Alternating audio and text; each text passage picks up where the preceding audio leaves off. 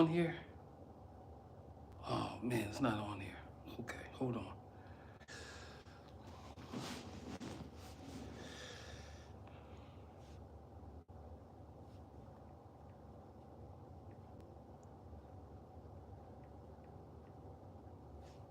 It's not on here. We'll see, we'll see, we'll see.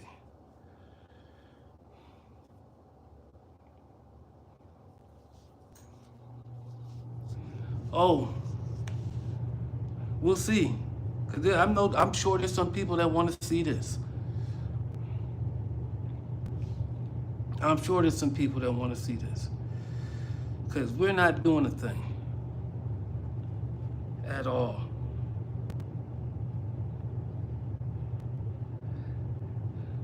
At all. We're not doing a thing at all. Where is this? See, I don't even like it. But how y'all doing? Cause we about to, yeah. Don't even skip. Come on now, you're getting on my nerves. I'm like so.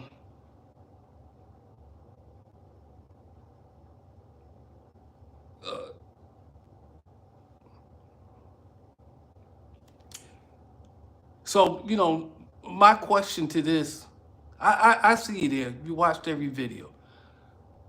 This is my problem right here. You can't see it. Oh. Darren Long, security guard, Darren Long, Metro Mall, Darren Long, Atlanta Mall, Darren Long Now, Darren Long, Mall Cop, Darren Long Clips, Darren Long Taser, Darren Long guard, Darren Long Hair. But we search.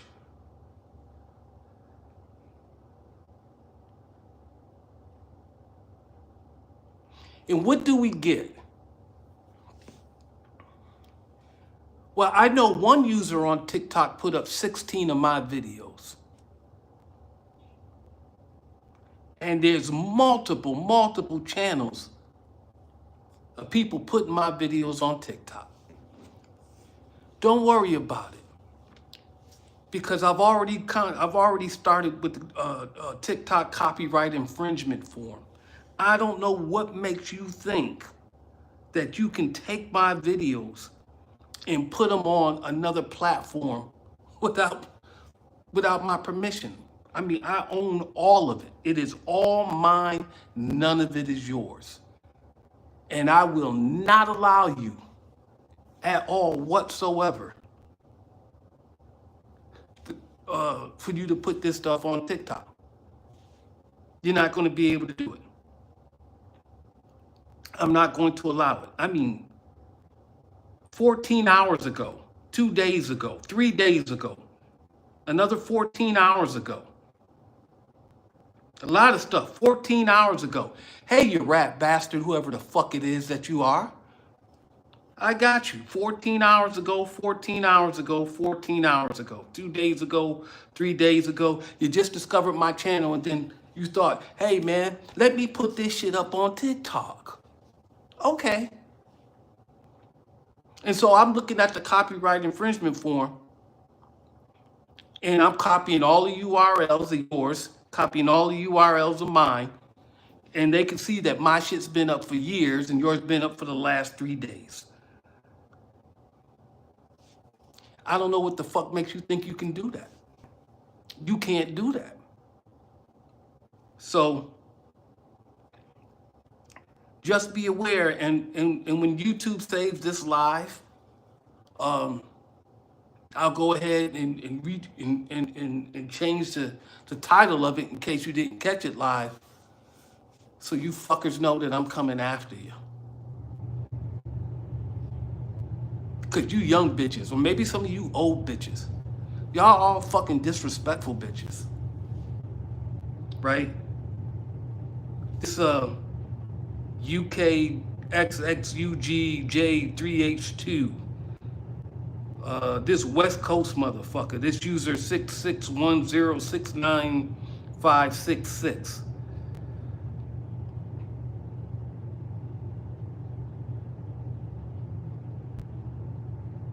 I mean,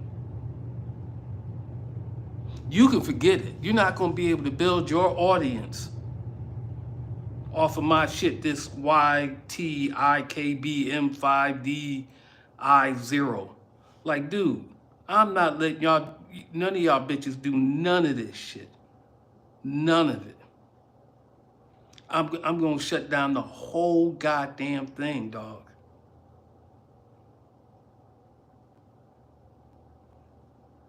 Like, I'm going to subscribe to all your channels, and then I'm going to shut all your shit down.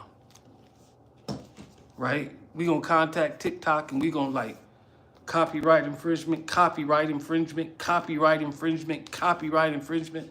Like, one dude's got, like, fucking 18 videos up. And he thought that shit would be okay. What you mean forget the haters and forget what they want? You don't get to steal my shit and put it up on some other platform. Fuck you mean, dog?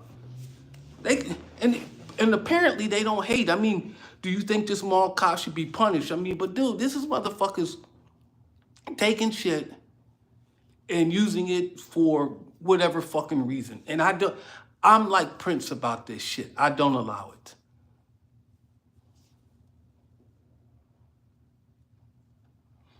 You don't think I'm gonna be able to stop at Raymond Porter? Well, you know what? I mean, I'll send this shit to TikTok. And you know what? You'll put it up on TikTok, and if TikTok does what YouTube did, they'll just take it off. They'll take it off the goddamn platform. I don't give a fuck if they credit me in the videos. That's of no importance.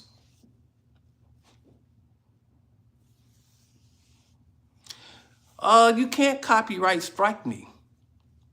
I don't have any of my videos on TikTok, which is why they felt free to go ahead and do it, because they're not on TikTok. All my shit's on YouTube. If it's not on YouTube, it's been taken and reposted.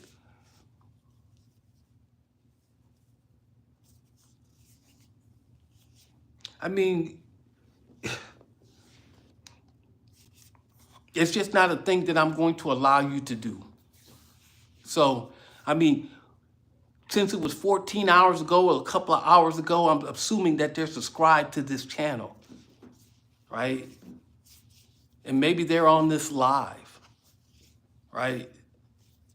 Hey, I'm not gonna allow you to do it. You can take it down, or I'm gonna have TikTok try to take it down, or you know what? I got a few dollars that I could get together. I'm gonna go ahead and sue you, because I own that content. And I don't like the word content, but I own that video. And you don't get to take it at all. It's on YouTube. It's only on YouTube. And that's the only place that it's going to be, is on YouTube. So I don't know what the fuck you're gonna do, player or players, because there's 1, 2, 3, 4, 5. You know, it would be one thing if maybe they put up one video. But now you're trying to build a whole goddamn channel, because one channel is like 16. It's nothing but my video. Nothing but my video. That tells me that you're doing something else. And so I successfully shut down the channel back in 2012 that stole my stuff.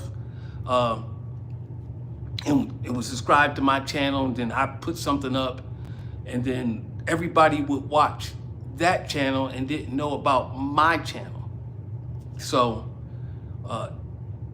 and then I don't get to read the comments and people making all kinds of accusations, saying all kinds of shit. And so no.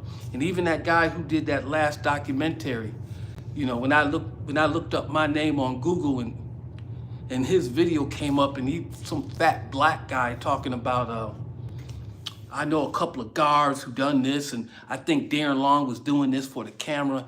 And really, and he smiled. You know, I really wanted to, you know, reach through that screen and smack that nigga silly.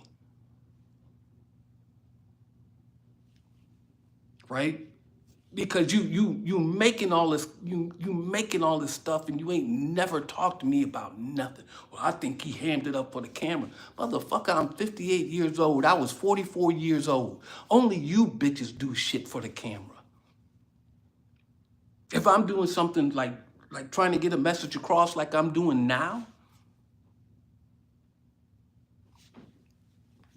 Then it's for the camera. I'm not hamming it up, right? I'm telling you, point fucking blank. Do not take my shit and put it on another fucking platform, right? At all, bottom line, and period. Otherwise, I see your video and you're just playing my video, and you know what? I'm cutting your shit. I'm trying to cut your shit. I'm coming after you. And I would say some real things. I say some things that I really feel in language that is really, really unacceptable. But this kind of stuff, you know, it bothers me because then I don't get the chance to control the narrative or what's said or correct people's thoughts on what was going on or any of that. I don't have an opportunity to see it, say anything about it, nothing. Nothing, not a goddamn thing. And so I'm not going to fucking allow it.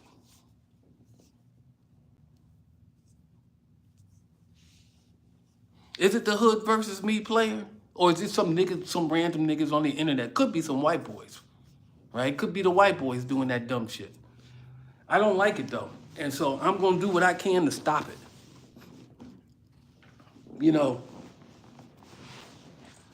I mean, I liken it to theft,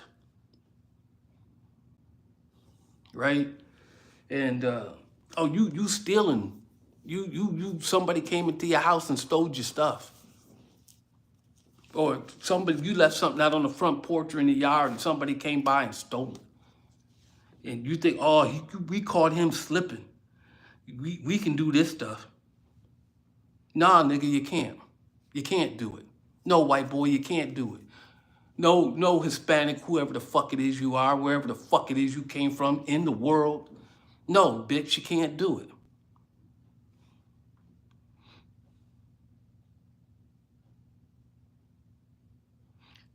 You know, if you want to make content, if you want to be a content creator, then go out there and do something, right? This is not content.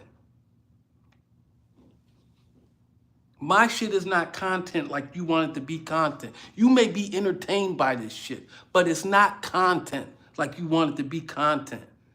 That's not what the fuck we're doing with this shit. And so it's really, really unfucking acceptable.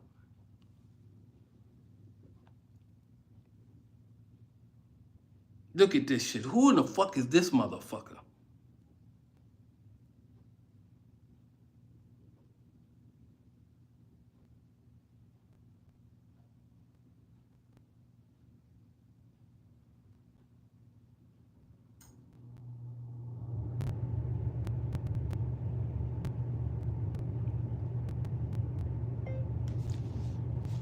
Hey, whoever posted this, period. I'm gonna shut your shit down.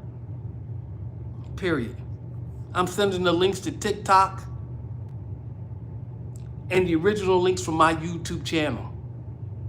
Period. You don't get to do this, you faggot ass bitch.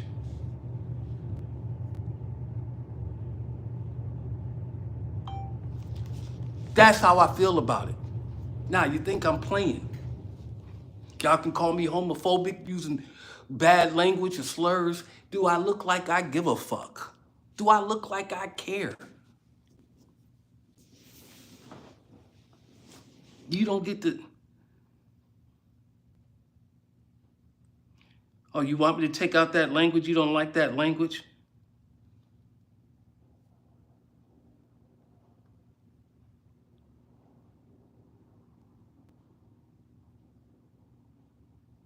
Who the fuck is security?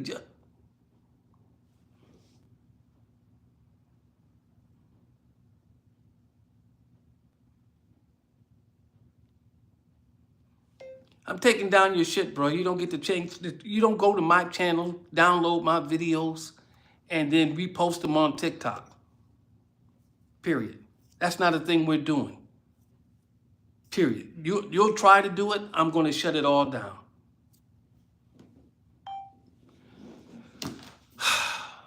Like, this shit will never...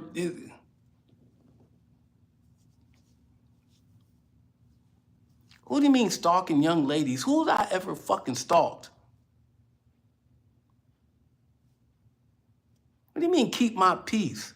Nigga, you don't get to take my shit. I liken it to you taking stuff out of my car or coming into my house where I live and taking stuff out of where I'm staying. It's just disrespectful, man. It's disrespectful. And I don't care what like none of y'all say.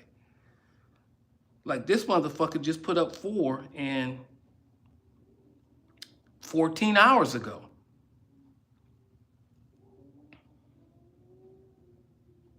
This one went up 14 hours ago.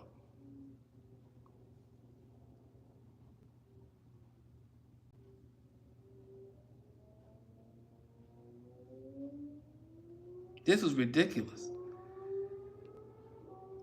I already served this guy, this guy, this guy again, same guy, same guy, same guy, same, okay, same guy, same guy. I mean, it's a whole, who's this fucker?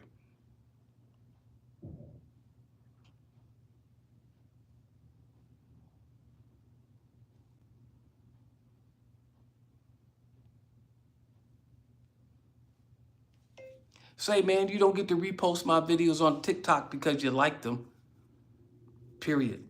I'm adding you to the list of videos that I'm taking down from TikTok. I got the TikTok copyright infringement form. Period. You can take it down or they can take it down. I don't care which one.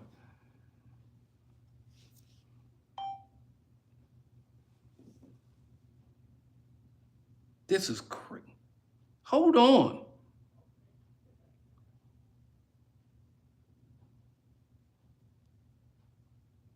He's got multiple.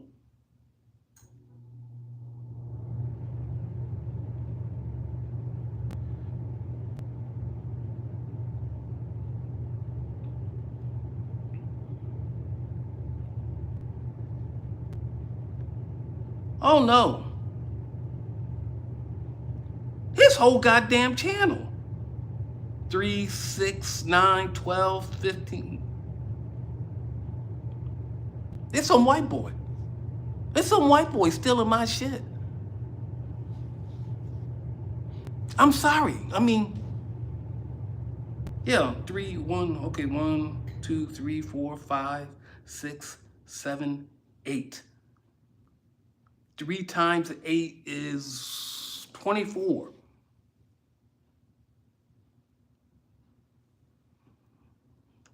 I don't think it's funny at all. That's why I'm reporting this whole damn channel to or this whole damn page to TikTok. Period. Because you took my stuff from YouTube and you reposted it on your page. And that's not a thing we're doing. Period. You want to create some content, you go out and create some content. My stuff isn't content. You don't get a chance to do this. I'm not going to allow it. I am going to shut you the fuck down.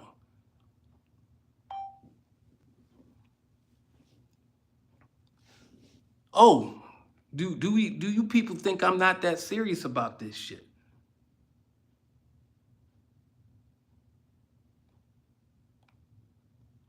Look at this shit. This is goddamn ridiculous. I don't care how much you motherfuckers like this shit. You just don't get to do this shit. This bastard. Who's this bastard?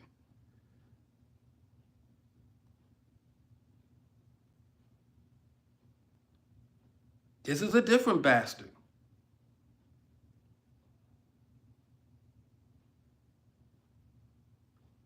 God, dog. I mean, it's just a whole goddamn channel, nothing but my shit damn near. 1, 2, 3, 4, 5, 6, 7, 8, 9, 10, 11, 12, 13, 14, 15, 16, 17, 18, 19, 20. So Say, bruh, comma, you don't get to take my videos off my YouTube channel and put them on TikTok. Period. I'm contacting TikTok for copyright infringement.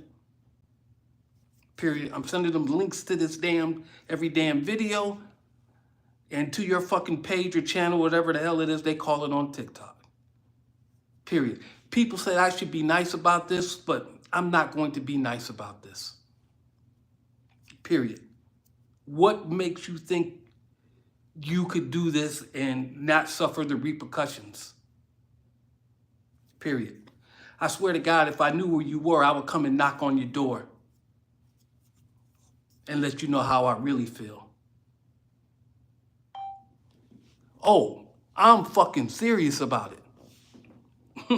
I am I'm like mad serious about this shit.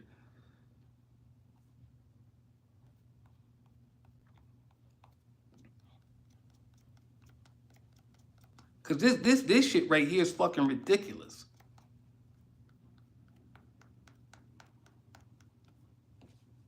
This bastard, this a new bastard.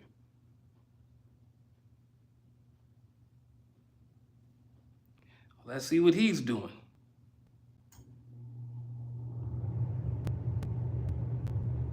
God damn. Well, at least he's got more than my shit on there.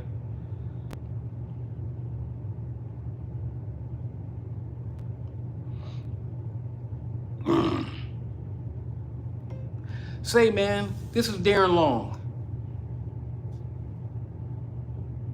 Hold on.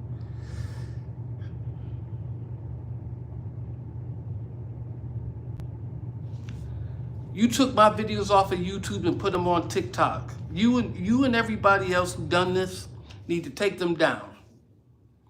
Period. But probably won't even give you the chance to do that. Period. I'm sending links to all of these things to TikTok. Period. And then the links to the original videos on YouTube. And I'm the copyright owner, and they should be taking all this shit down. I don't know what made you think that you could do that. Period. So user 66106956616636, it's over.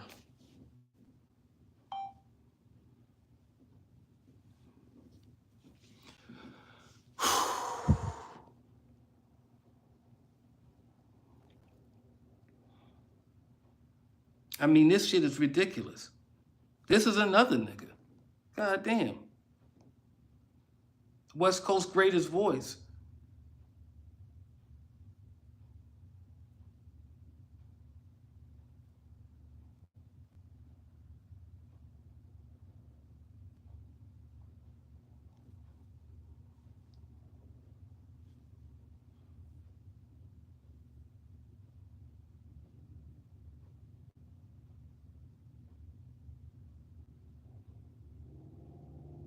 Oh, he done strung a lot of clips. Hey, dog, hold on.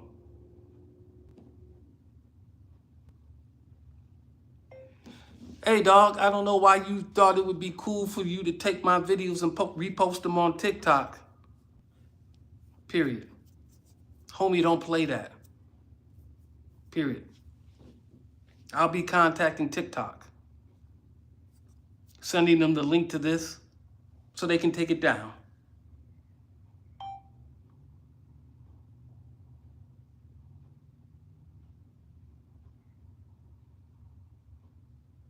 He did it again. There's another. I mean, like, God damn, man. This is.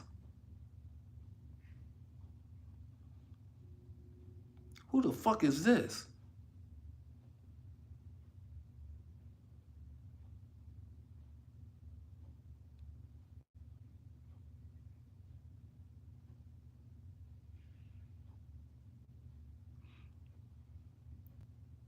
Mr. GRSE Clips. Motherfucker. Comma. You don't get to repost my shit and then name it after my goddamn channel, you faggot ass bitch. Period. I'm contacting TikTok. I'm sending them the link to this video and the links to all the original videos that you stole this shit from, you bitch. You don't get to take my shit and repost it, motherfucker. Who the nigga?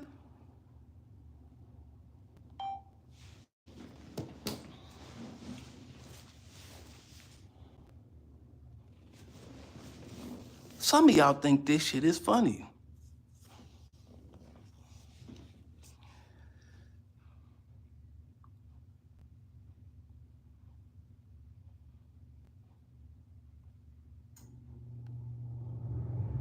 Who's this nigga?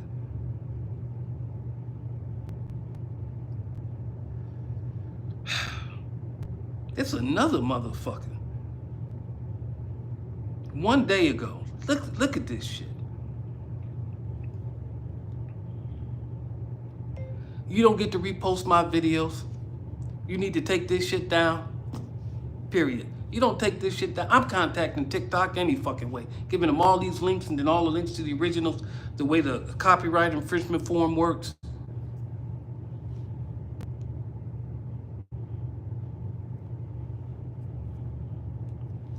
I don't know what makes you people think y'all can do this shit.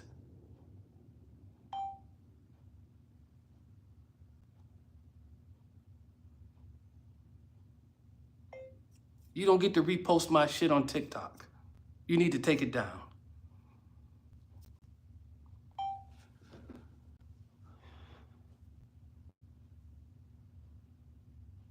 What do you mean bombing out? You don't get to take my shit, man. You don't get to take whatever I put up on YouTube that I control the narrative of. Because you're dealing with, because it ain't like these are all random incidents. This ain't Cops, man. World Star. And they had this wholly false narrative. And then that channel that people were watching, they were watching that channel and not my channel before I took it down. And they had all these other kind of narratives, all this kind of shit. Do you think this shit, what are they saying on here? Do you think this shit is funny or outrageous? Who do you think is right? Motherfucker, you don't get to post this shit. Should this criminal be severely punished? Who do you think is right?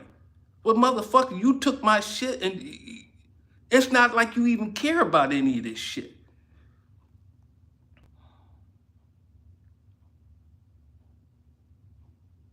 Did you actually set off firecrackers? I mean, you know, why come back after leave? I mean, look, honey, what's wrong with you? You know, this kind of bullshit. Darren Long's daily work. I mean, like, dude, do you think it's funny or outrageous? Who do you think is right? You don't get to do this shit.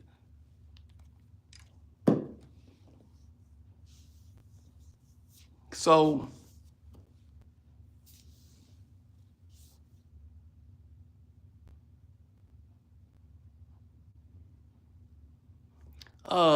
one, you're not Kennifer. So, so you can stop the bullshit, right? Because you don't know her, so you think you're trying to do something that she would do. And I promise you, what you're doing, she would not do. So,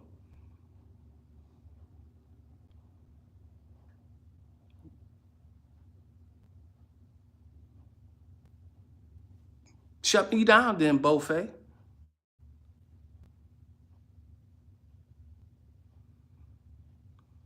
Shut me down. Or, you know what, I could, you know, I'll shut the whole goddamn thing down. Yeah, 2012 Darren is in the building. You are fucking right about that. I'm not putting up with this bullshit from you faggots. You shouldn't do armed security.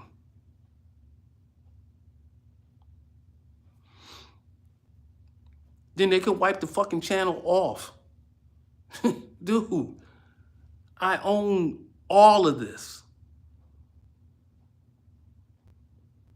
Fuck. I'll give you more evidence. Listen.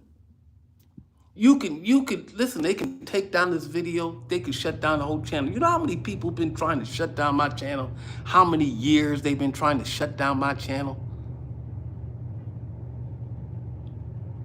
No, it doesn't bring shit back. It doesn't bring anything to my channel. And even if it did, I don't want it. I don't want it. If I wanted it on TikTok, I put it on TikTok.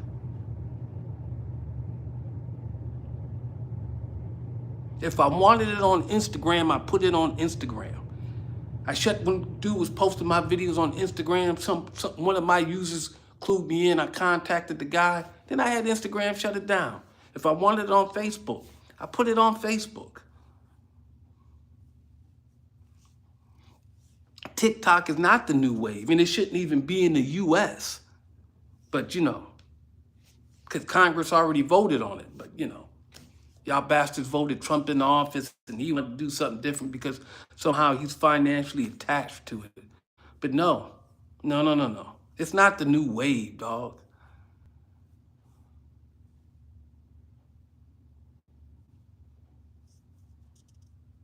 Why would I email clips to people?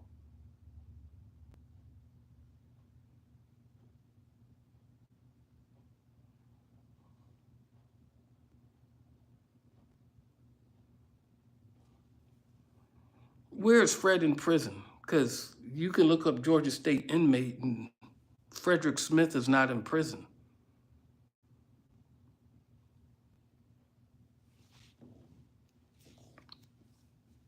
So you guys are going to get shut down. Okay, I'm only going to do this for like 15, maybe 30 minutes, and then I'm shutting this whole damn thing down. It's 32 minutes. This won't go past an hour. No, you can't. No one gets to repost anything of mine. Why are you pretending to be Kennifer? Because you're not Kennifer.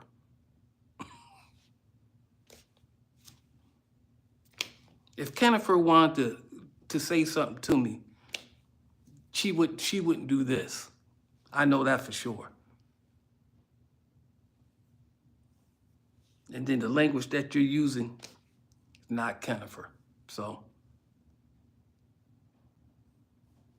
you're not Kennifer, so why would I answer your question?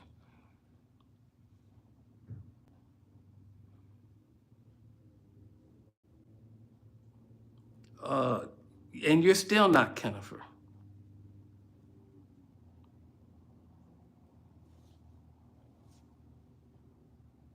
I mean, you could send me a text message. You could send me an email. You could contact me through Facebook in my DMs. You could do a whole lot of shit that would prove to me that you were Kennifer. But this shit here that you're doing, not Kennifer.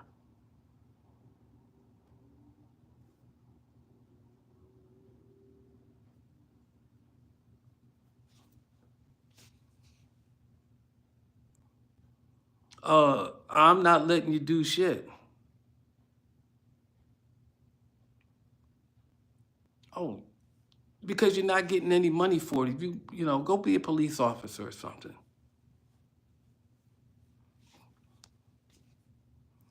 You're not Kennifer, so I won't answer your question. If you're Kennifer, and I'm saying absolutely, you are not Kennifer.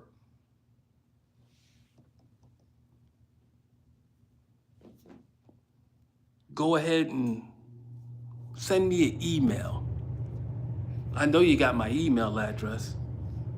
Just don't do what again? Shut up, because you ain't Kennifer.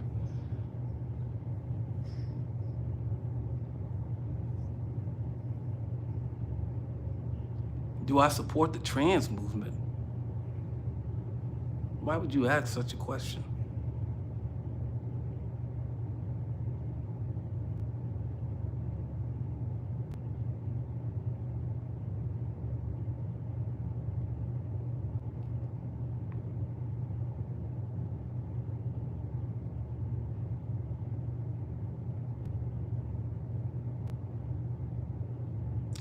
I don't know. I mean, I'm looking at what's up. Just I'm looking at what's up. Fred's in Clayton County. You can't look up shit in Clayton County. And that's not prison, that's a jail. No, you can't make any edits.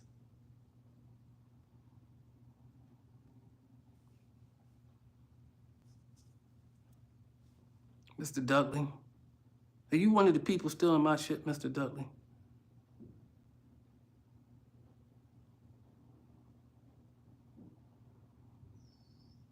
I don't know nothing about trucking. I'm not doing trucking.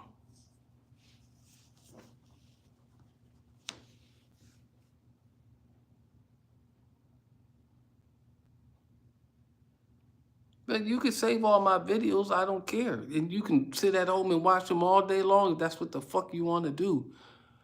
But you start posting them.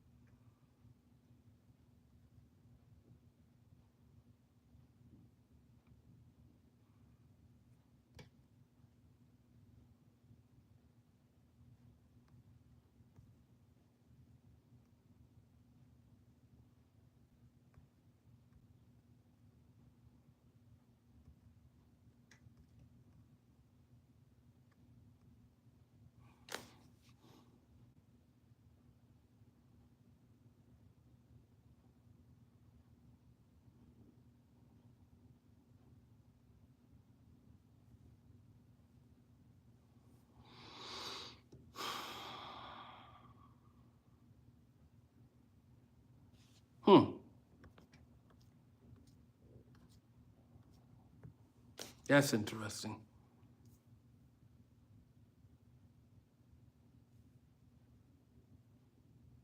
I didn't say anybody can repost them. I don't know. I don't know who the fuck you are or why you keep trolling me like this, but I mean, you may be one of those bitches on TikTok. Like, you don't get to repost my stuff.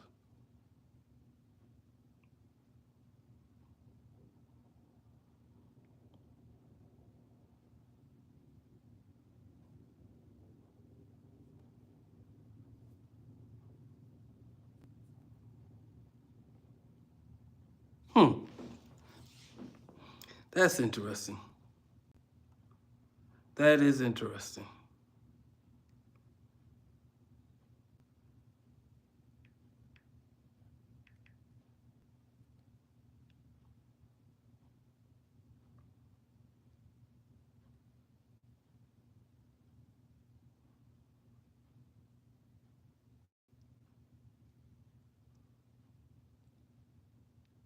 That's exactly what I thought.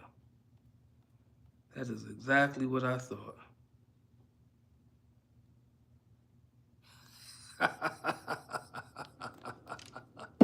That's exactly what I thought.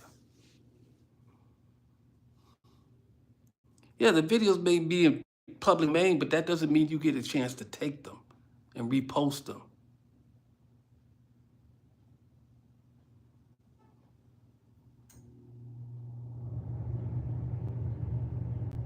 What do you mean the copyright doesn't expire? Don't be stupid.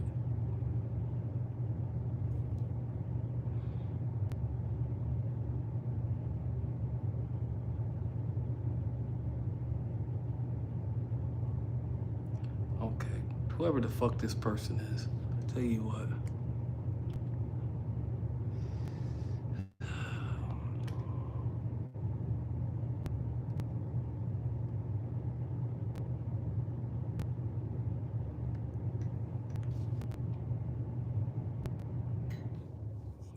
And so that takes care of that.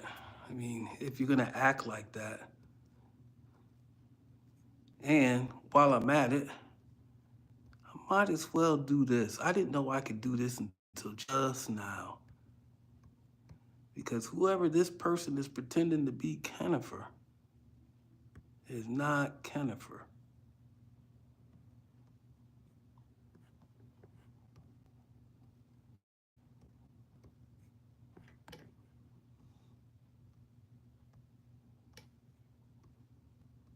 There you go. So that takes care of that. That's not Jennifer.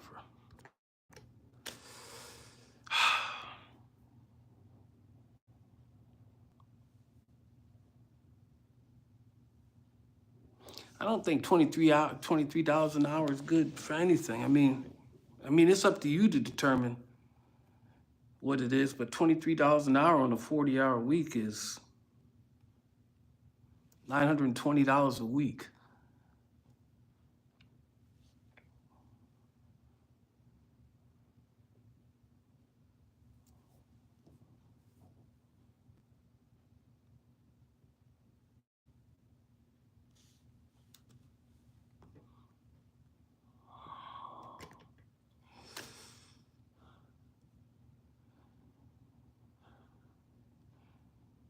You see how simple it is to get rid of you? I mean, I didn't know I could just do that. It's like, you're not going to, I'm just going to get rid of your stupidness.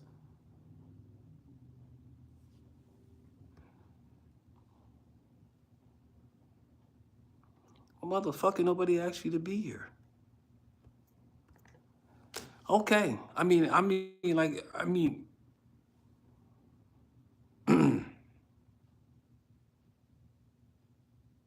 No, I didn't target anybody out of personal grudges. I didn't target anybody. Well, I can't say I targeted drug dealers to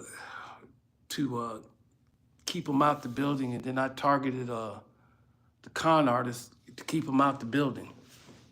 So, you smoke drugs down the street, out the building. I see you sell drugs, out the building.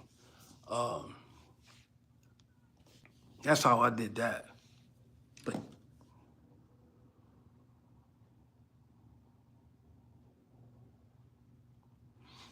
well, he said his people did it, and so it happened. I don't know if he's in jail. Atlanta.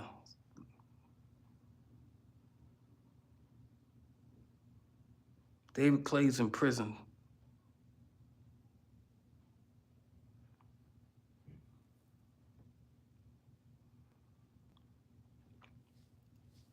Because drug dealers are opportunistic. So if they can make a deal in the mall, they would make a deal. So what they do down the street does concern me.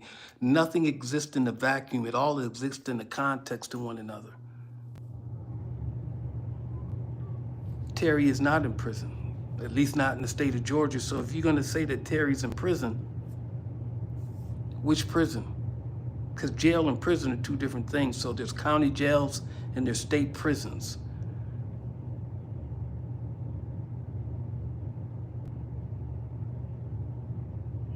You can get shot for anybody, for anything, anywhere. Oh, Beaufait's gone. Oh, not as far as I know. Terry's not in prison.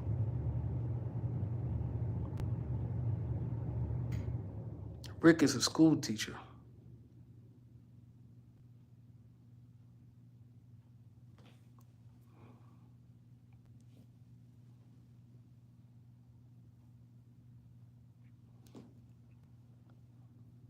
Oh, well, I'll be 58 soon, so I'm looking old because guess what?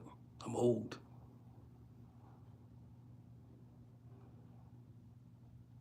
Ooh, not that I know of. I don't know if he got caught. No, you can't, Jim Ken. It is permanently closed.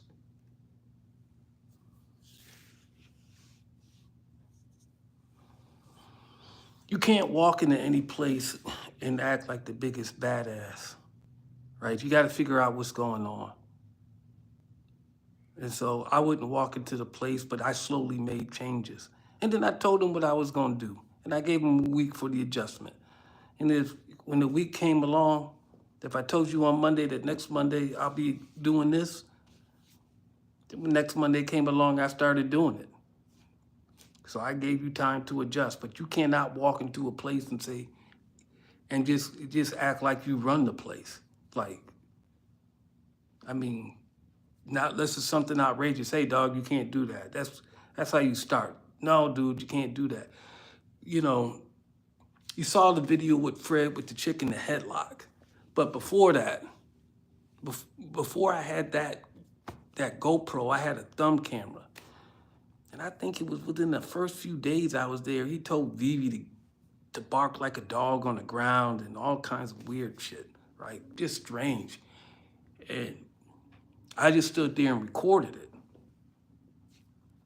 Because I'm still trying to figure out who's who and what's what and what's going on. And he's testing the boundaries and he's testing me, but he didn't know, they didn't know. I mean, so you have to really find like that hard drive got destroyed. But there's a few videos up there and they look real bad because they came off my thumb camera. And I didn't start there till January 25th. So you might want to look for GRSE February 12 or January 12. I don't need, can you look up anything like that? I don't know if you can even look it up that way. That'd be interesting. I don't think you can. GRSE FEB 12. Can you look it up?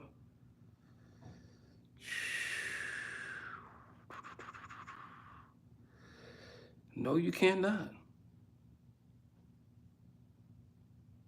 Let me see. GRSE January 12.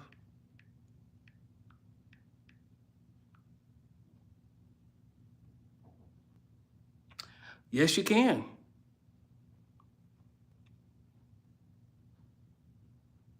Yes, you can. That one was January 26, 12. I mean, there's other videos though. I don't know where they're at.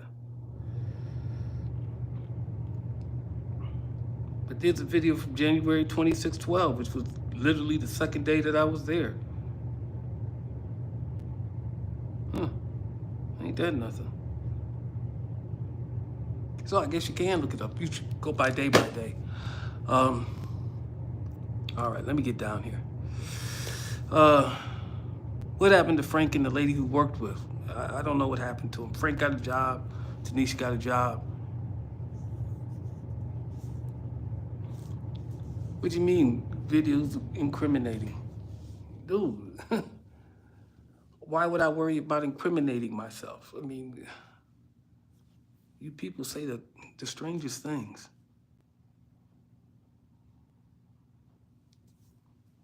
Oh, artwork, no one has watched all the videos.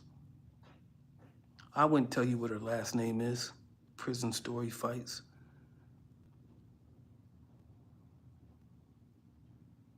Oh no, dude, the fact that anybody done anything, dude, you know, I would put it up there.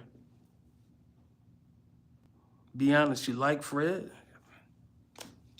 I didn't hate Fred.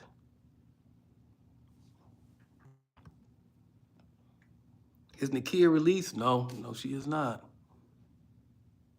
What am I gonna do, spray you? Huh?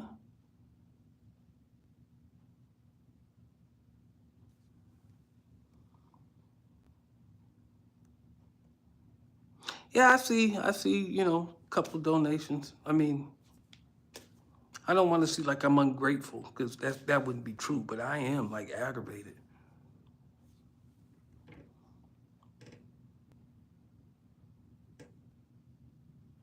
Why would I hide in the mall? Why didn't you just hang out in your office and hide when in the mall? What are you talking about?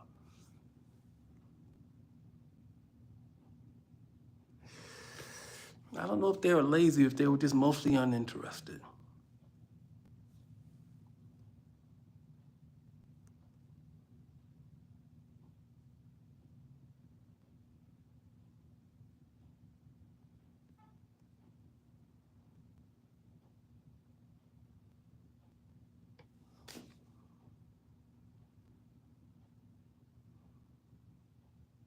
You want to talk them out of dust them off? What? I mean, I understand. No, I wouldn't go back to the Metro Mall. Why would I go?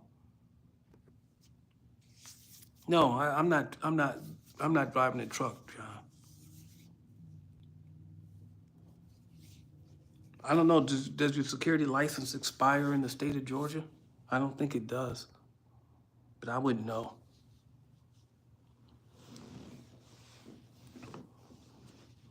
I got one of my teeth pulled today, so.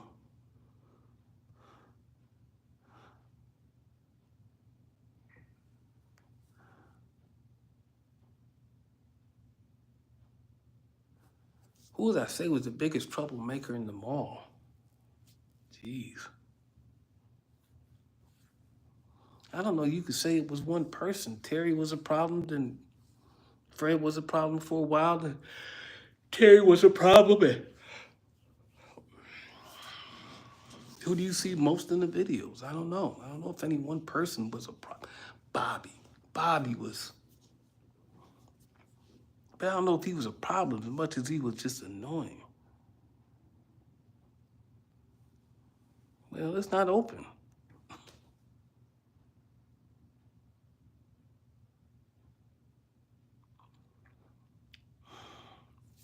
Yeah, I mean, APD, yeah. Yeah, APD could have shut that down. But you know, there's part of me, because like after I stopped working in 2013, I started watching a lot of real documentaries about places like Chicago and there was one other city. I can't remember. But I remember how they talked about Chicago after they started taking down all the Caprini Green and homes and all the projects. Like crime had been centered in this one particular area. And then when they took down, I think it was St. Louis, right? It was like Chicago and St. Louis. Then after they took down the projects, crime spread out across the city.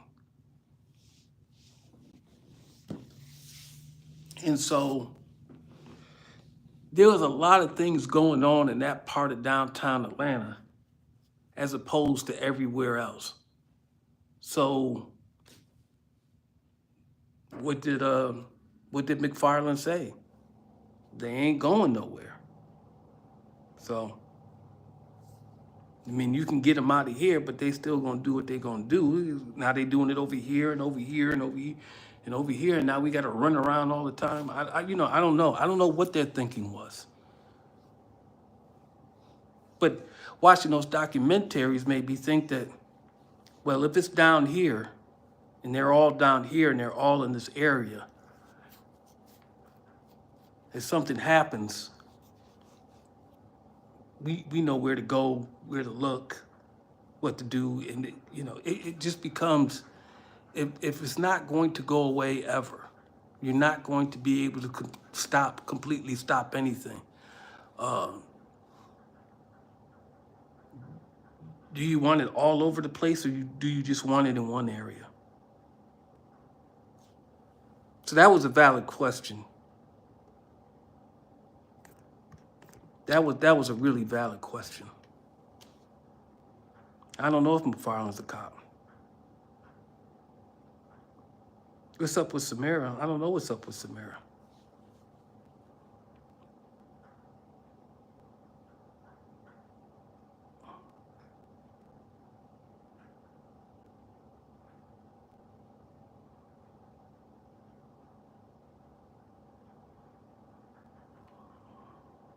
What do you mean I was just a mall cop?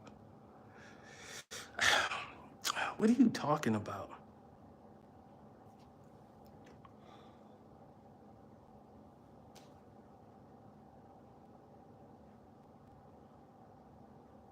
I'm sure most of the people on that channel are still alive. There are some that are not alive. Greatest reality show ever.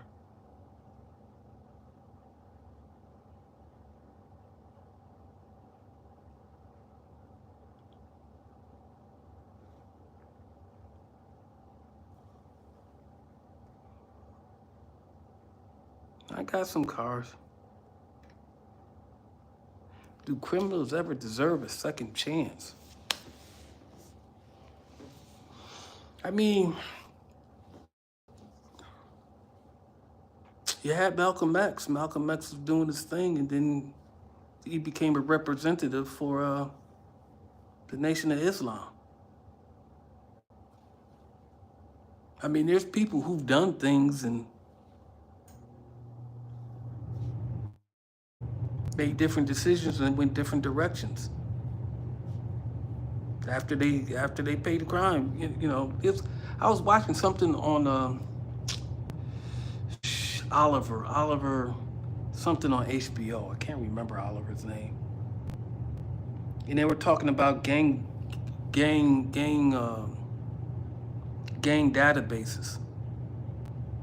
And there was this one guy that was in the gang database that he had did something years ago, had served, 5 to 10 years or whatever it was that he served, came out and was doing something completely different, wasn't affiliated with a gang, not in the gang, and was just, he was doing something different. But yet he was still in that gang database, so every time he got stopped, people do different things. I mean, you look at Charleston White, and well, I know a lot of people don't like Charleston White, and the character that he says that he portrays to get your attention. But he went to juvenile detention and did a lot of crazy stuff. Was it juvenile detention or did he go to prison? I think it was juvenile detention. He said his mother, he could have got out early, but his mother didn't think he was ready, so she said nah. So, and then he's got the receipts when he says they talked to the governor that he's got this law changed, that he's done this and he's done that. And while he was doing all those things, nobody paid him any attention until he started being this outrageous person that he's being now. So there's a lot of people that done things and then later on in life decide to do something different. So I don't know. Some things you can get past and some things you can't. I think murder is one of those things that's hard to get past.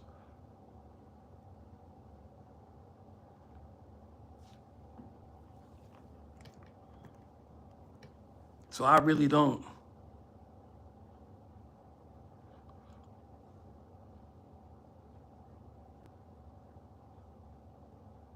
But Rick always tested me. So Rick was always Marcus Purnell. What about Marcus Purnell?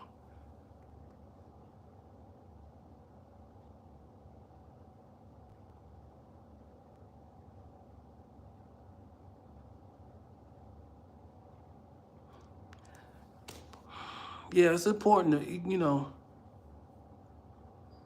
man, there's a lot of things. I don't know who's watching this channel. And I don't know the people that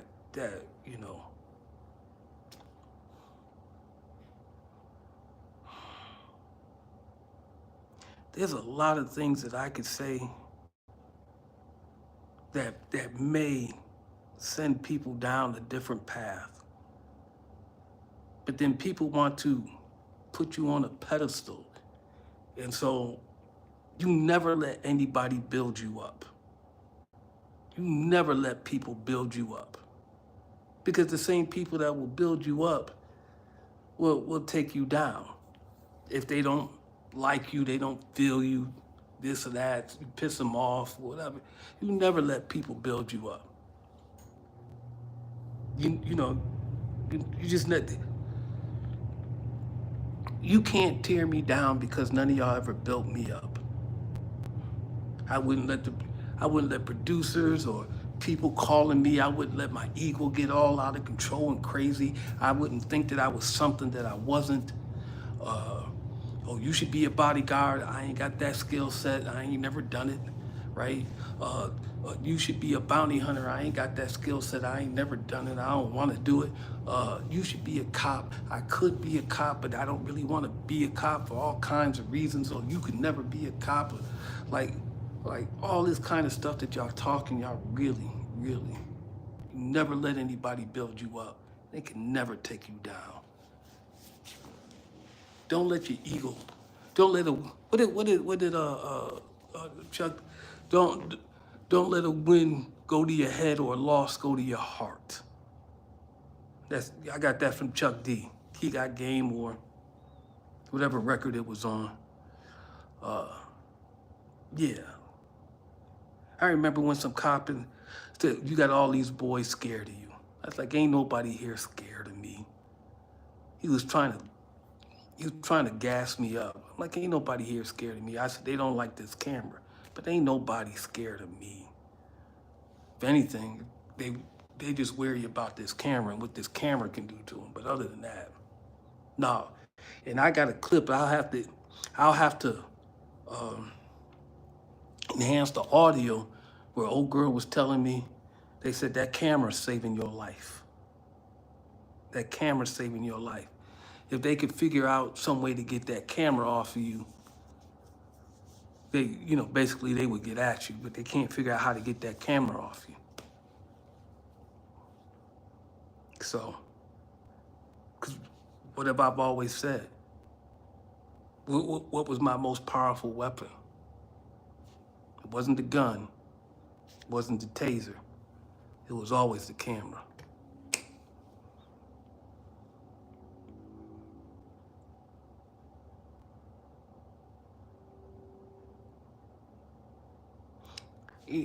And this is why I always have a hard time interfacing with the people on the net when I do these things.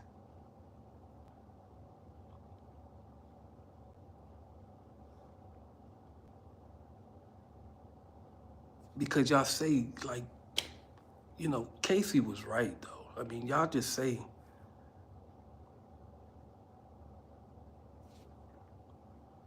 y'all just say some of the dumbest things. Like, there's so many lessons that can be learned. There's so many things that can be taught. Wisdom is chasing you, but you remain faster. Some of the people, some of the comments in this section, wisdom is chasing you, but you remain faster.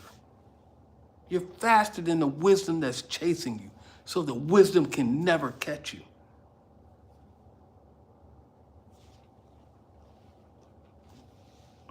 You all do need to pay attention to some of the things that I say.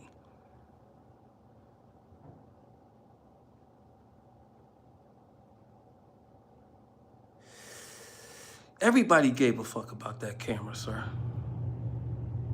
Because that camera took away,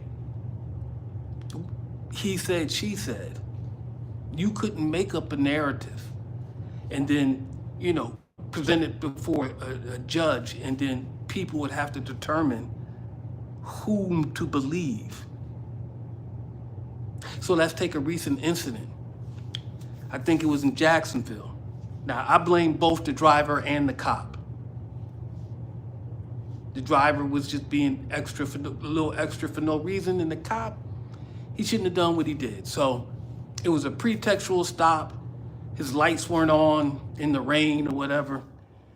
He wanted to see the supervisor. The guy just asked for his license and registration ID. Turns out he didn't have a license, but he wanted to see the supervisor and all the rest of this stuff. Wouldn't open up the door. And then a cop, smashed the window. Problem that I have with the cop is that after he smashed the window, he punched him in the face. So you should have told the cop he didn't have a license. Or when he asked you to exit the car, doing all this extra stuff for no reason.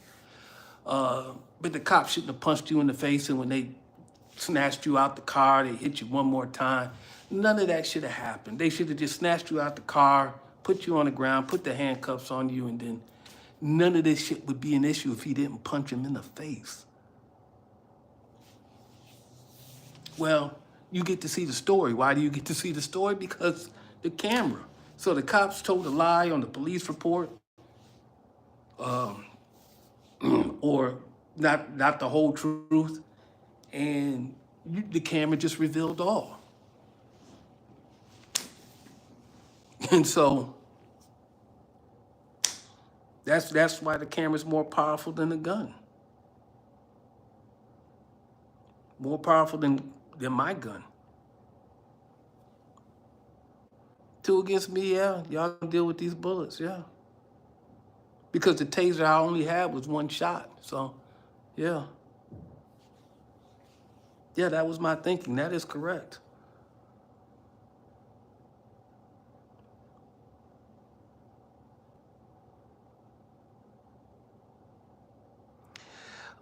He probably won't lose his job.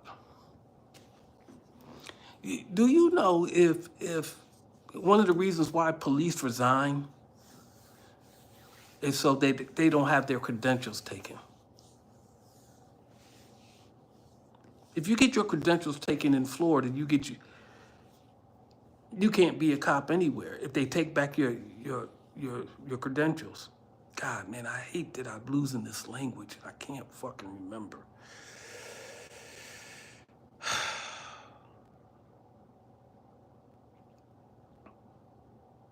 But yeah, but if they take your policing license, you can't be a police nowhere.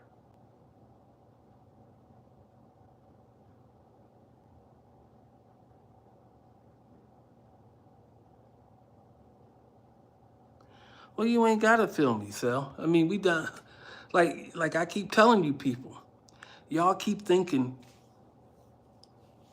that I'm better or I should be better than the people that I'm dealing with. And I keep telling you, I'm no better than the people that I was dealing with. I keep telling you that I'm not better than Fred, I am Fred. I'm not better than Terry, I am Terry. I'm not better than Anthony, I am Anthony. So, or any other, I'm not Memphis, I'm better, I'm not better than Memphis, I am Memphis. I'm not better than Tanisha, I am Tanisha. Or whatever person that you want to see down there, like there, you should be, I'm not better than any of them, I am them. So what's the difference between me, Terry, Fred, Anthony, etc.? Oh, I got a better education and I made different decisions. That's the only difference. Ain't no other difference between me and them. We are the same.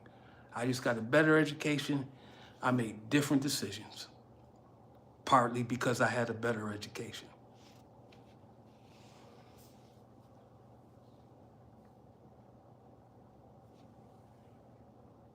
It's not a big difference, man. No, I'm not better. You don't think I had the same temperament as Fred or the same temperament as Terry or, but I don't know, Terry needs a little extra.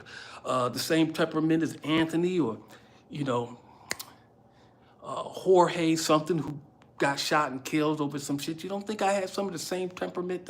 Were you watching these videos? I had the exact same temperament as those people. That's why I cussed them out. That's why they talk shit and I talk shit back. I had the exact temperament. I just made different decisions. That's it. I didn't, one dude, you know, like the dude who said on his channel, security guard guys, well, I think he was hammed up for the camera, and I told you early in this video, that kind of thing, man. I wish I could reach through the screen and just smack him in his face for saying that kind of nonsense.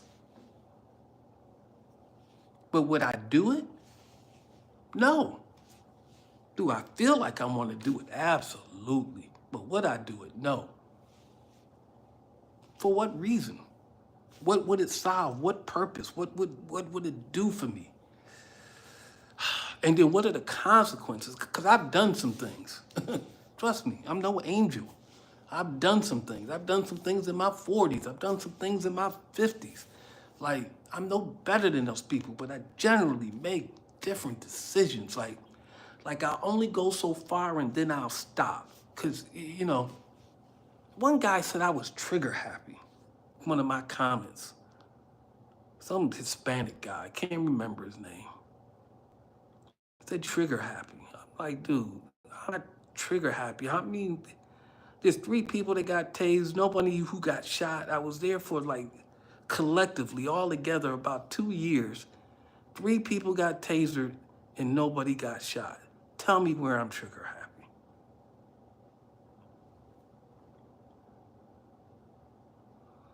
Who is Demetrius Malone? Well, he's not here. He was murdered. And so I think he was a part of some drug crew. I can't be sure. I think he had some drug charges at one time in his life.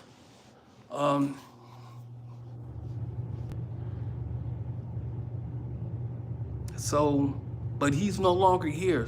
So I don't want to say it callously, but he is nothing right now.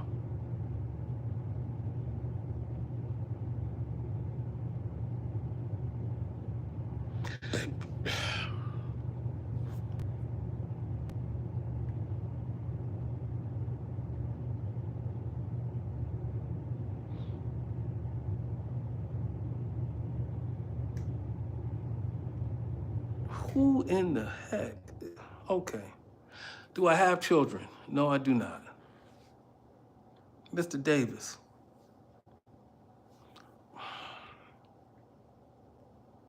I don't know. No, I don't know. Do you ever believe that the Smith brothers began respecting you before you left? To respect something is to hold them in high regard. I don't think Terry, Anthony, or Fred held me in high regard. I like to think that they believed I wasn't as bad as they thought I was. But I wouldn't push it any further than that.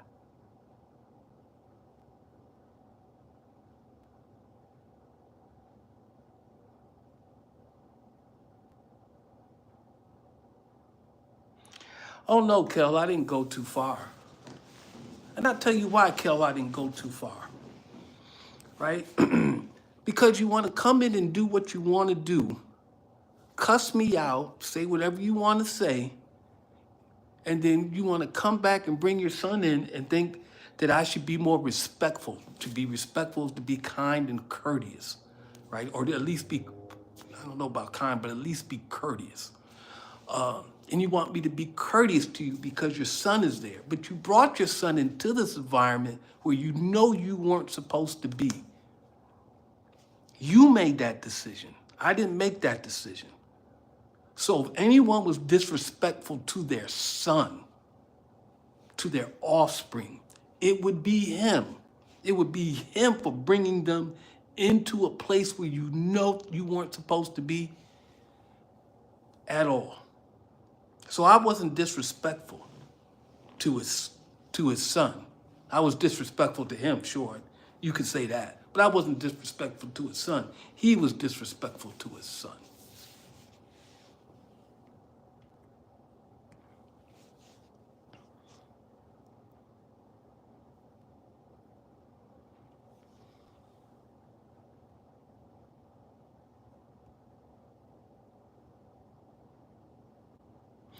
They did what they had to do at that mall selling illicit things. Well, they do what they chose to do.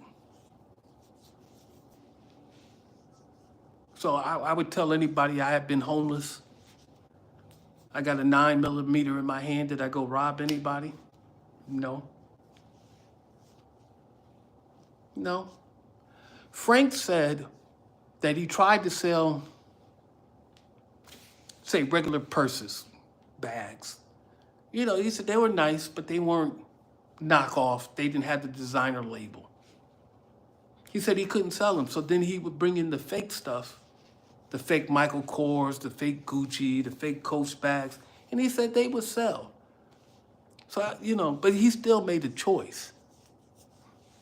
He could have just, went out of business or went someplace else where people would appreciate the merchandise that he had, but he decided to bring in the fake stuff. That's the choice. And then he augmented it by selling computers that were stolen. And I know they were stolen. I brought a few of them myself. And then a lot of the videos that you see posted up came off those computers. So I edited the video on those computers.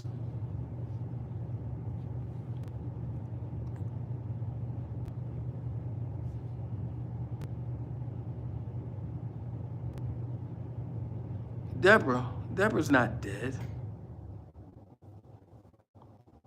Santana's not dead, as far as I know. When you say these things, man, you're gonna have to prove them. Don't just say shit just because. Again, you think of these people as characters in a TV show. I may call it the greatest show ever, but it's not a show. And these are people's lives. And so I am respectful of their lives. This was a period in time in their life, in my life. I put this channel up to dissuade them from coming down there. But there's a lot of lessons that can be learned from watching this channel. But y'all just focus on the. I understand. I understand.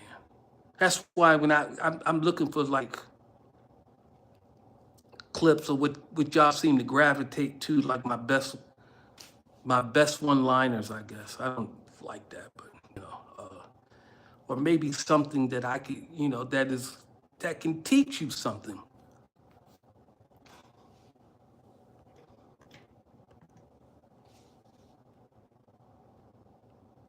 Oh, I didn't know she had a brother.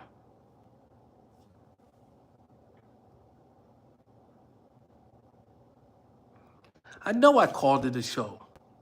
It's the thing that I came up with. I don't know. I can't rebrand it now, can I?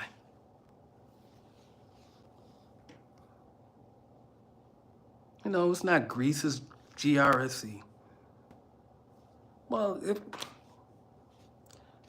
I don't know. What you think is a character, they just hood dudes to me. These people, these people are normal to me. Like I've seen this growing up.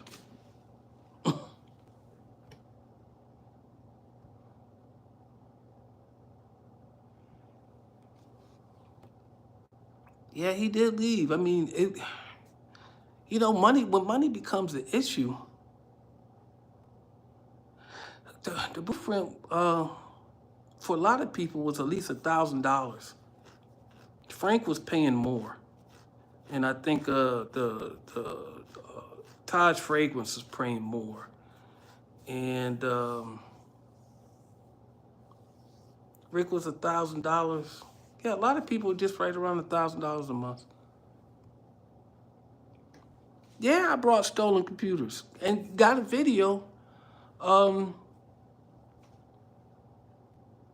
telling the police that I brought these 2 stolen computers, that all you had to do was get the serial numbers and track them down and figure out what store they came from, because I think they came from a Best Buy. And so somewhere, somebody's got it, the serial numbers and everything, but don't take the computers now because I'm using the computers, but I'm telling you. And I told him, there's a video up there, me telling the cops that.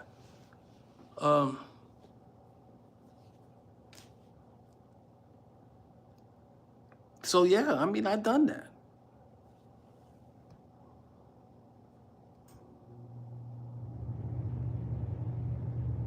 I don't look at my Metro Mall videos, Mr. Rice.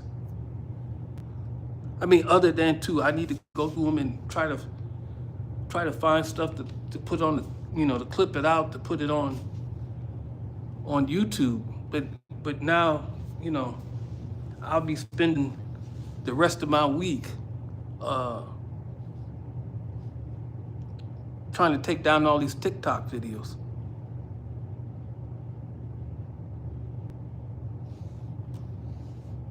What do you mean? I'm not beating up on anybody, son. People still in my videos. What are you talking about?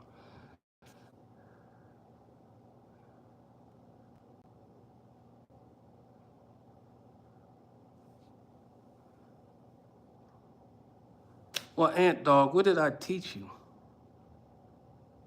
What did I teach you, Ant Dog? I'm really interested in what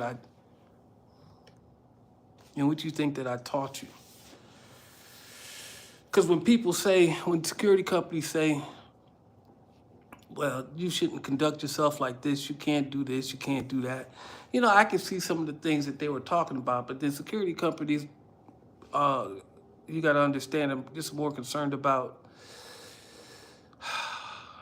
collecting a check and not getting sued. And that's fine. I get that. I get that. But then they send people out there and they're not well trained. They don't understand the law because they don't teach in the law. They don't know any case law. They don't give them the right perspective. And then they try to then they want them to be paper tigers. And I don't get that part of it. If you're going to secure a place and make people feel safe, you're going to secure a place and make people feel safe. If you're not going to do anything but hold up a flashlight and say, I see you, I think you should take off the word security and put customer service on the back. Yeah, I mean, so, because you're not securing anything. I see you.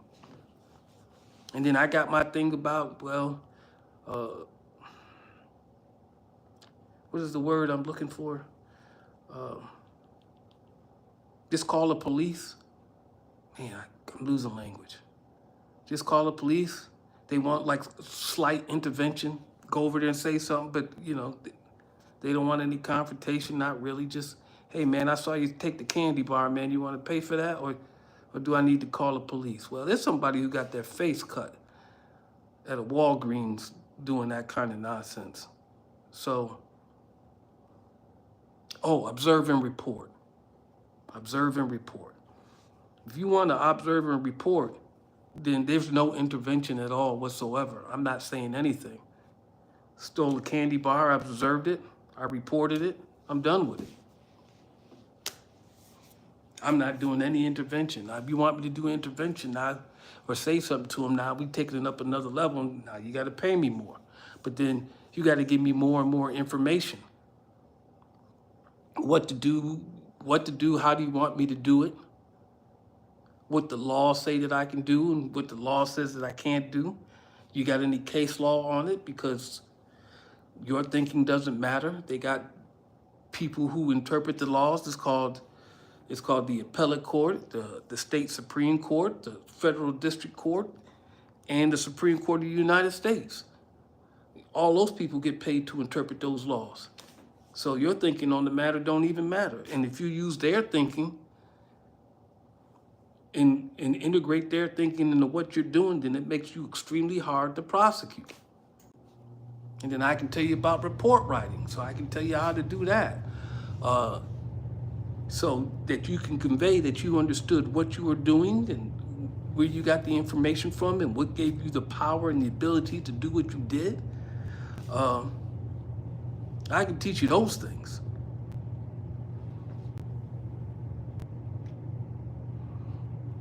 Supreme Court is on stolen candy bar level? No, but let's say that incident happened. So you stole a candy bar. I came over there and said, hey, nigga, I saw you steal that candy bar. Hey, man, you got to put that back or pay for it, and then you got to bounce, man. You know, you make a decision, right? And let's say I came over there that aggressive, right?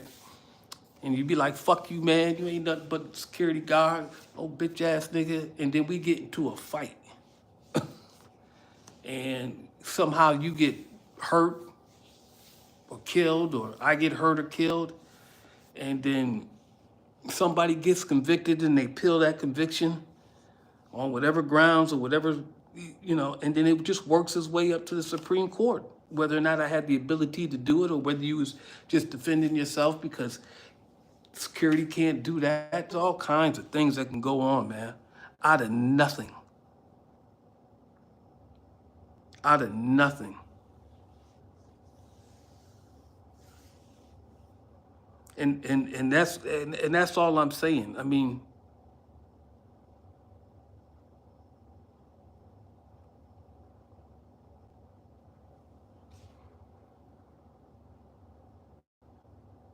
nobody waited after work for me, Rice. I mean, but there's one video where Fred was down the street before I walked into the train station, and they talked to me there. But is you talking about somebody like trying to wait for me, trying to get at me? No. No, but I was prepared for them if they did. I used to tell people, man, If I drove down there and I got back in the car, I mean, when I drove out of that parking lot, there was a gun in my hand. I didn't have to pull a gun out the holster or none of that stuff. All I had to do was raise up. Bullets come that way, bullets coming back immediately. Just immediately.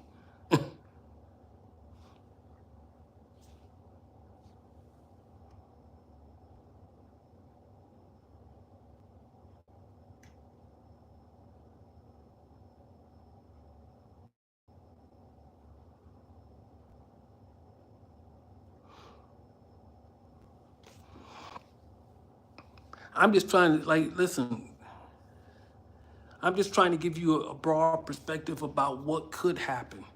And listen, if you're doing security work, and let's say you're making $1,000 a week, a lawyer will cost you $400 or $500 an hour. That's why I keep telling people. So the camera, and why the police carry cameras and why that came about. Once again, I got the idea from the police. But why you carry a camera? Police carry cameras so you can't lie on them and they can prosecute you. It's not for your benefit. My camera was not for their benefit. So you can't lie on me because you seen Yaya. Yeah, Yaya was recounting the story when I tasered Simone or Shakita Stevens, whichever one you want to call her, right? And well, such and such and such and such, and she was telling lies, and I'm like, that ain't really what's happening. Well, that's what I heard, and see, so she's recounting stories and lies, and then Deborah when I was dealing with Santana with the brick, and he pushed me with force, and this and that and the other, and I'm just a female, and this and that and the other. Well, there's the video, and the video's like, yeah, I pushed you out the way, but you act like I knocked you across the fucking room and smacked you in the head while you're getting in the middle of a situation when I got a fucking gun drawn, you know? And then you're stupid because Santana said, well, I bet you there ain't no bullets in the gun, and she looks down the barrel, which I know she saw a fucking bullet in the gun. So, all that kind of stupid shit, that's what the camera prevents you from doing. So you can't lie on me, right? So, and then I have your conduct recorded, but now I keep telling people that camera's a double-edged sword because it's recording their conduct and it's recording your conduct too. So people will say, well, you lied to the police. How am I going to lie to the police? The police knew I had a camera. And the first thing they going to want to do, like every fucking body else in this world right now, they want to see the video. They don't even want to hear your side of the fucking story. Show me the video. So how am I going to lie? So, camera, most powerful weapon. Taser, the second most powerful weapon, because I could draw it and threaten you with it. And then the firearm, the least powerful weapon, but the one that could kill you. I mean, like instantly, because the camera could kill you too. And the taser, if you just like didn't let up off it, and you could have a heart attack and die. But I mean, it's not likely, but there's such thing as taser torture because cops are doing it all the time.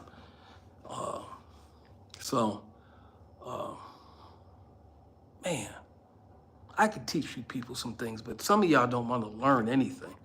And, and then you ask, like, why should I even waste my time?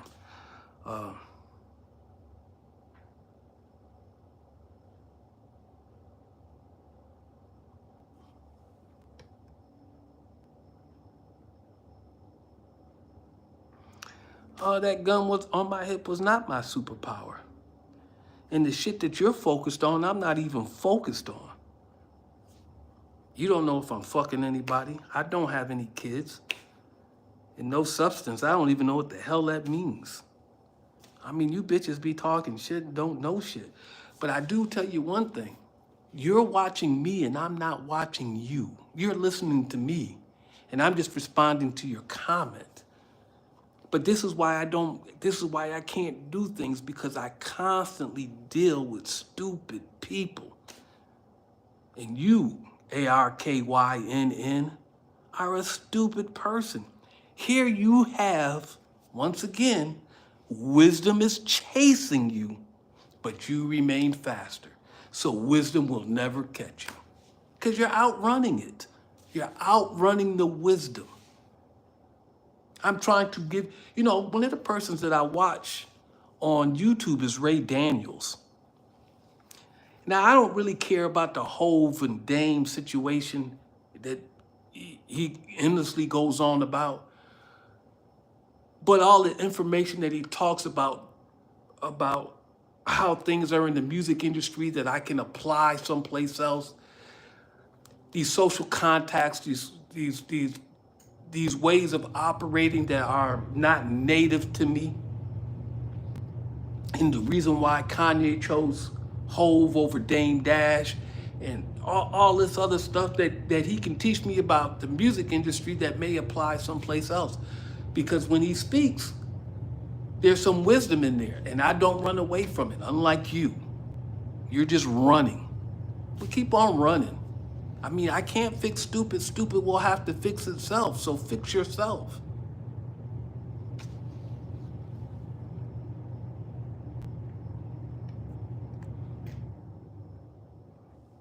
Regina, how you doing?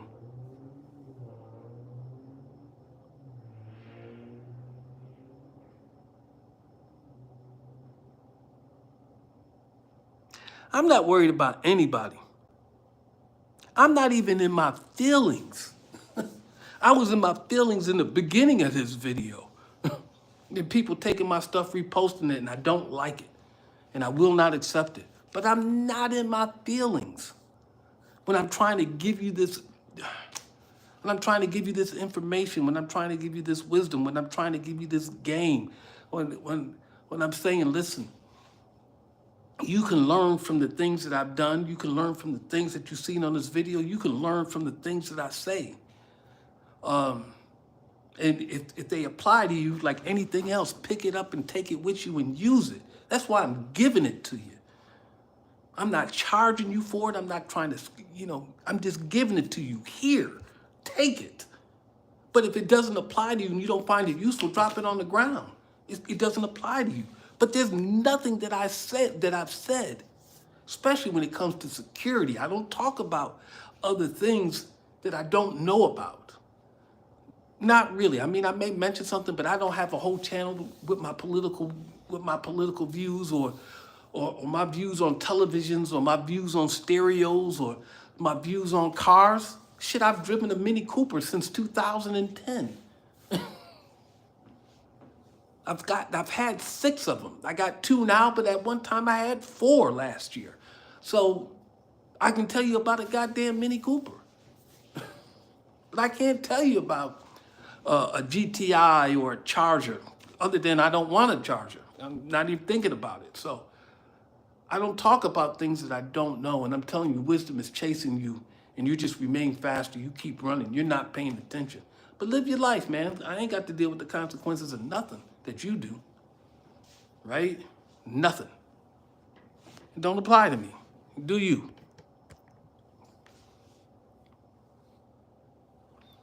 I'm a courier.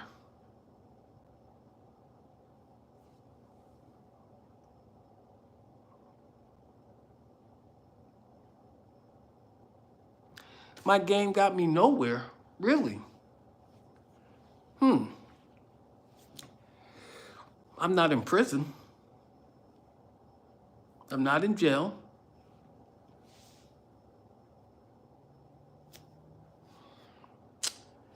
In a little while, I should be able to get back into a truck. I like to drive fast, so I'm in transportation. I need to get out of transportation because I like to drive fast. And I haven't made the choice to stop driving fast.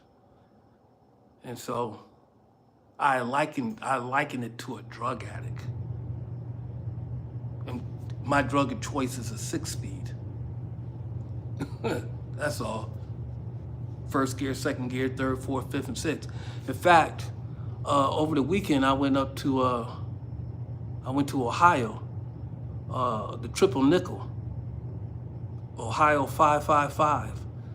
A very interesting road. You can't run it like the Dragon. Too many points of entry, houses, this and that and the other, driveways, blind blind corners, elevation changes. Boy, and if you don't know where that road's going over, when you get to the top and you're going too fast, if the road goes down too fast, you'll catch air, not good for your car.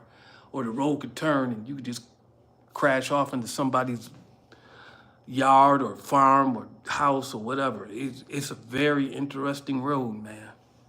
60 miles long. But man, if I could spend like a month there, I could get it, and I can learn it. 60 miles is a lot to learn. I could do it pretty fast. And so, you know, you juxtapose that with, you know, having to drive for a living. One thing that you like to do and love to do gets you tickets. And the industry that you're in says, nah, you can't have tickets. So I probably should find something else to do. Me and a couple of people were talking about that because I'm thinking about robotics. And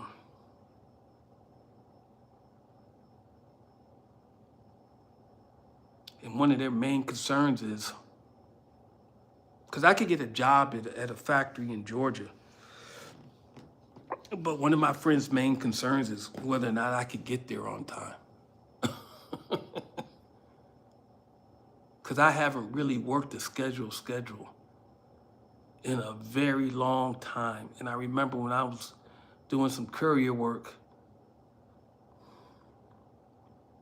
in Atlanta, and they was like, Darren, we need you to be there at 7:30 in the morning or 7 o'clock in the morning. And I wouldn't get there till 7:30 because I'm like, I ain't doing nothing at 7 o'clock in the morning. And even with what I'm doing now, and he wants me like to drive 150 miles to pick something up, and I need to be there at 7 o'clock in the morning. And I keep telling him, dude, I am not going to be there at 7 o'clock in the morning. And if I do it, you're only going to get it once this week. It ain't going to happen twice. Now, I can deliver anything if I already have it at 7 o'clock in the morning, provided it's within a 50-mile radius. But after that, man, it ain't going to happen. And every time you ask me to do it, and every time it don't happen, you don't act like I didn't tell you, because I ain't doing shit at 7 o'clock in the morning. So, I mean, these are not your problems. These are my problems. But I'm going to have to make a choice. And I don't know. I mean, I can drive a truck just fine because you can't speed in it anyway. But then once you get out of it and I get in my car, there may be another problem. And I'm thinking I can maybe dedicate 2 or 3 years of my life to driving a truck and doing exactly what I need to do so I can get exactly what I want to get, and I can bail. I can get in and get out and do something different. I mean, this is my thinking now. These are the problems that I'm having. But, you know,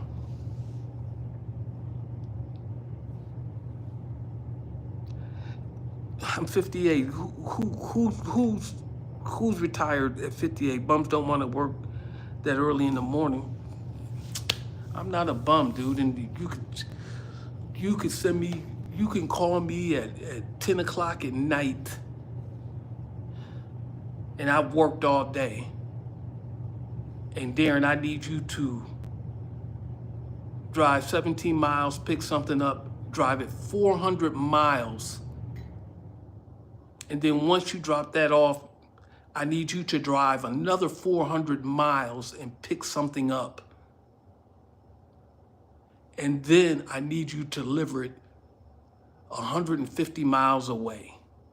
So that's 950, roughly 1,000 miles after I worked all day. Don't you ever call me a fucking bum. Because I've driven over 1,000 miles on occasion. I've driven 100 miles. I've been getting my car fixed all goddamn day. Get a call. Okay, I need you to go back, pick up your van, go there, 17 miles away. Then I need you to drive 100 plus miles away. Then I need you to drive back to that same place that you picked up that thing from, pick up another thing. Then I need you to drive 150 miles away. Then I need you to drive 400 miles. Oh, and by the way, that took all damn day. And then when I get there, I need you to drive another 200, was it 400 miles or was it more? Then I need you to drive another 200 fucking miles to pick something up. Listen, bitch, don't you ever in your whole entire fucking life call me lazy or a bum. I worked my ass off. I worked my ass off at the Metro Mall. I worked my ass off at what I do now. When I need to work, he can call me at 10 o'clock at night after I've been up all day. He could call me. I done went to 3 fucking hospitals and delivered something, and I'm in the middle of a fucking snowstorm because somebody else's vehicle broke down. Pick that shit up, drive it a couple hundred miles there, and then drive another couple of 100 miles to Chicago, and then have to drive another few hundred miles to get back to where the fuck it is I came from. Don't you ever say that shit to me. Fuck's the matter with you? John, what is your question? Oh, I didn't do it for peanuts. I did not do it for peanuts. I don't think I got what I should have get, but I did not do it for peanuts.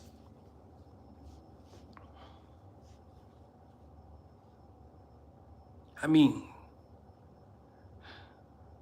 I'm not getting the rate that I get, but most people who do courier work, they don't ever make any money. And I've made money.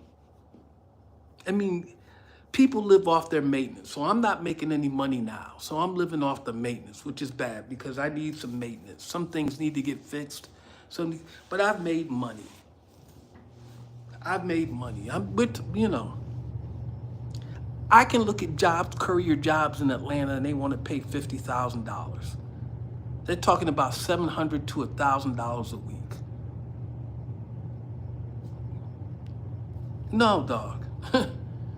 When I made $700, I'm complaining because I can't do shit with $700. Because that's $700 minus fuel costs. That's $1,000 minus fuel costs. So it's only $750 a week, $700 a week. Now, I might not be working 40 hours to make that, but it don't make any goddamn difference because you're in transportation. You don't figure out your money by the hour. You figure it out by the mile. So, but we're talking grossing $80,000 a year. 20% fuel costs, so we're taking home $60,000. But there's other costs associated with that, and then there's other things going on. But man,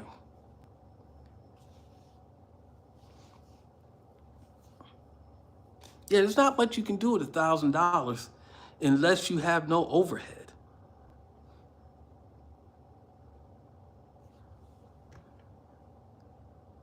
I keep ignoring, your comments about Tanisha because you're stupid. I don't know. I mean, I charge a flat rate. I should charge more, but I don't think I can charge more. And then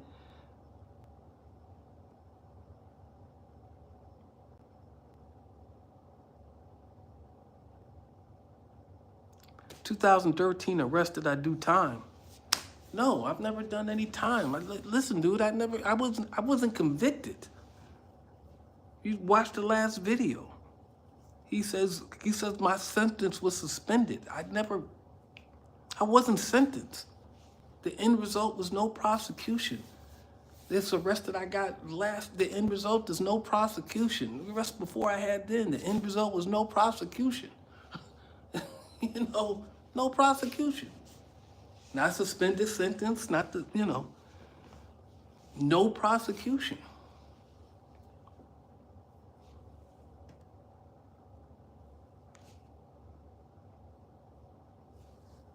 No, I've not run into anybody.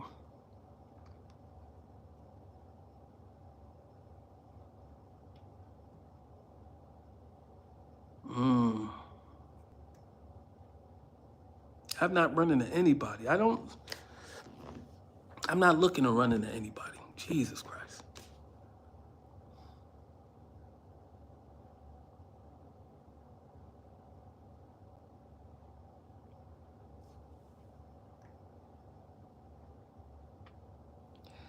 Am I selling any of my gear? No, 2014 was rough though. So that Taser, that M26, and the Smith & Wesson full size M&P in 9mm, I pawned those in 2014. So everything else though, I got everything else. The X3 Taser, you can't get a power supply for anymore, although mine is fully charged because I don't play with it. You can still get cartridges for it, although they do expire. But since they're the same cartridges as in the X2, and you can still buy an X2. But Tasers moved over to things like the X7 and the X10, and you won't be able to. You might be able to get an X7, but I doubt if you'll get an X10. And the X10 uses powder to shoot out the barbs. So I doubt if you'd be able to get an X10. You might be able to get an X7, and I'm not really sure about that. I can get an X7, and I can get an X10, but I have no need for them, so I will not spend my money on them.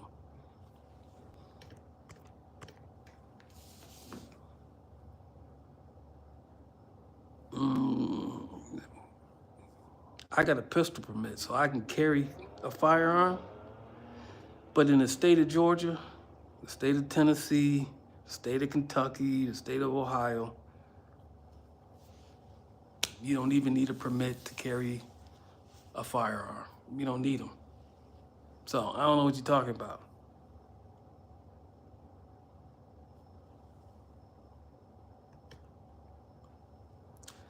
Oh, not everybody's open carry. And then I don't know if you want to open carry. Because some of you want to carry level 1 holsters, which is just a holster. Some of you want to carry level 2 holsters, smart enough to at least carry a level 2. But you're carrying the most popular holster, and so people really know how to take it out that holster. And so in level 3 holsters are so large, because that's what the police use, most of them, because they're duty holsters. And so you won't carry that as a private citizen. So maybe not open carry.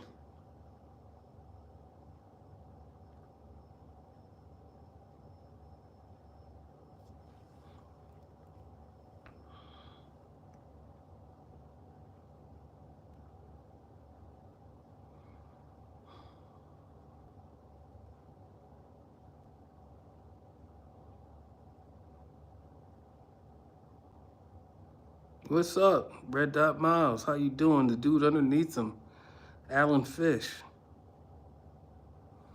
I was never a bully. The Empress Leisha. I was never a bully.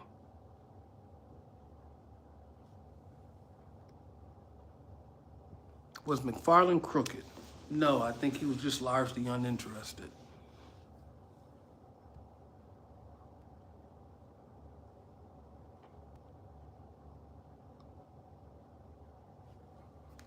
No, I'm not banned from practicing security in the U.S. I worked several security jobs after the Metro Mall.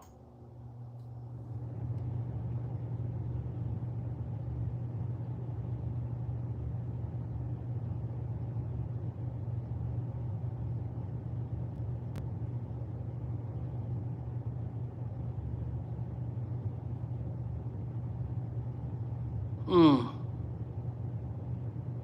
Yeah, I got Mini Coopers, man. Yeah. Okay. Jesus, every time I do these things. No, I'm not holding any stocks. I don't know enough. And I'm blue. I'm a blue class, a blue collar worker. So I got a working class mentality. Um, I don't have an investor's mentality or tolerance of risk.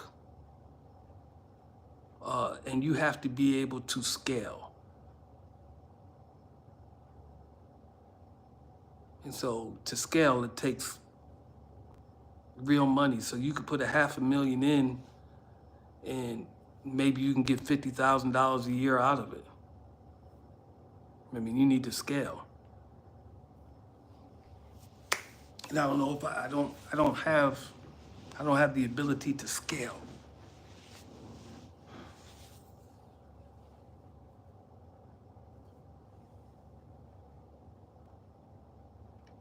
Oh,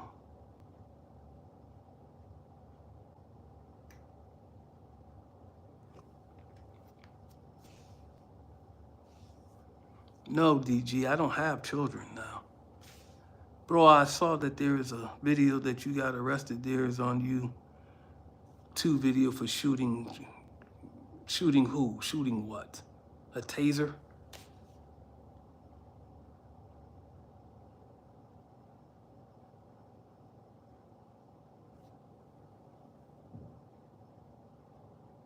Hmm.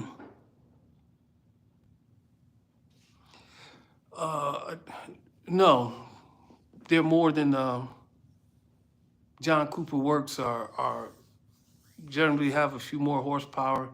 The suspension is generally stiffer, a little stiffer. Um,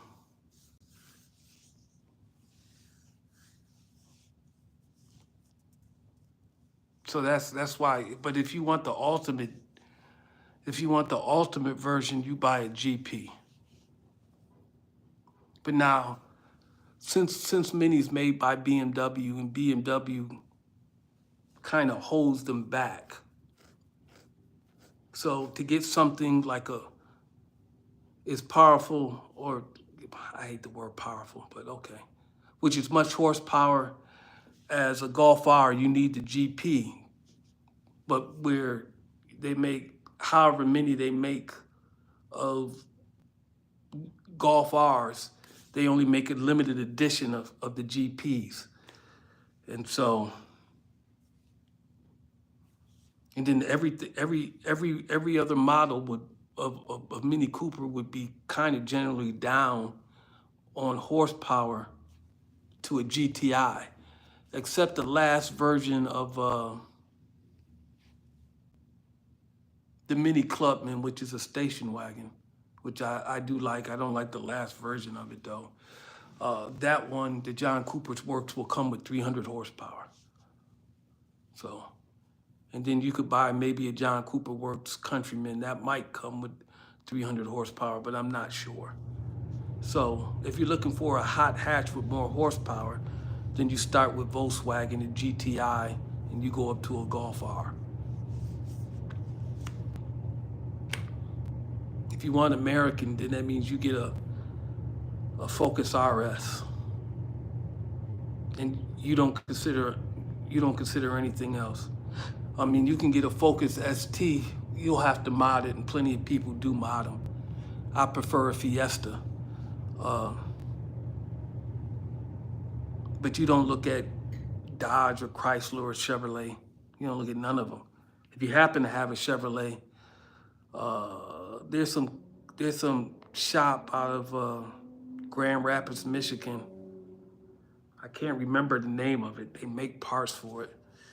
They can turn something like a Sonic into like a 400 horsepower monster, maybe more. The Chevrolet Sonic with 400 horsepower. Go figure.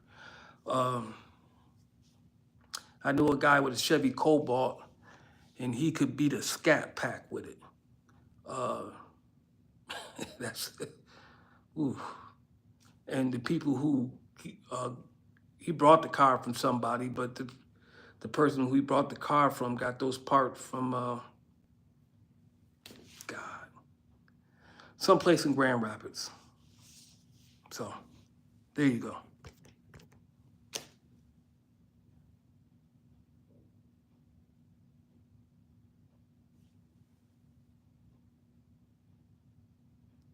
What is the Canic? I don't know what kind of gun that is. What about Denisha? I am going to copyright infringe though.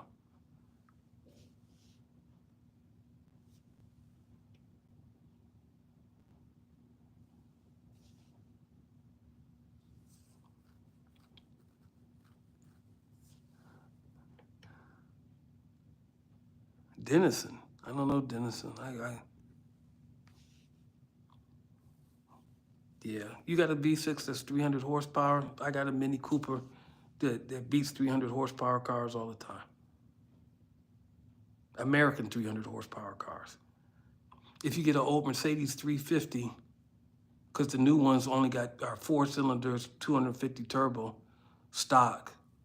So I'll beat those. But if you got an old V6 350, I'll beat that too.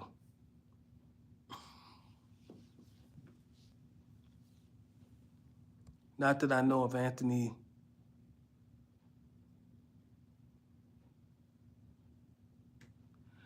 I agree. I don't like the Dodge Challenger. It's been outclassed for a very long time. But people who like them, they love them. So, but if you want them to be, you got to turn them up. So. And then there's some guy who says, listen, on YouTube that says, Godzilla will beat any of them. So, in Nissan GTR, say it don't make no difference. You'll beat any Challenger, Scat Pack, Hellcat, Demon, Devil, whatever the fuck.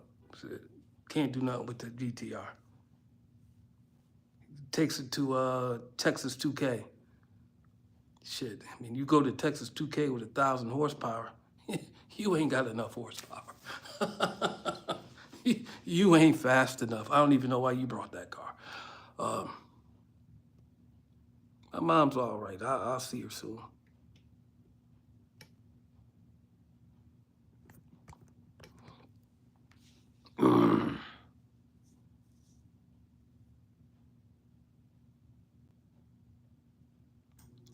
Making you the manager and having more power in the mall, was that a good thing?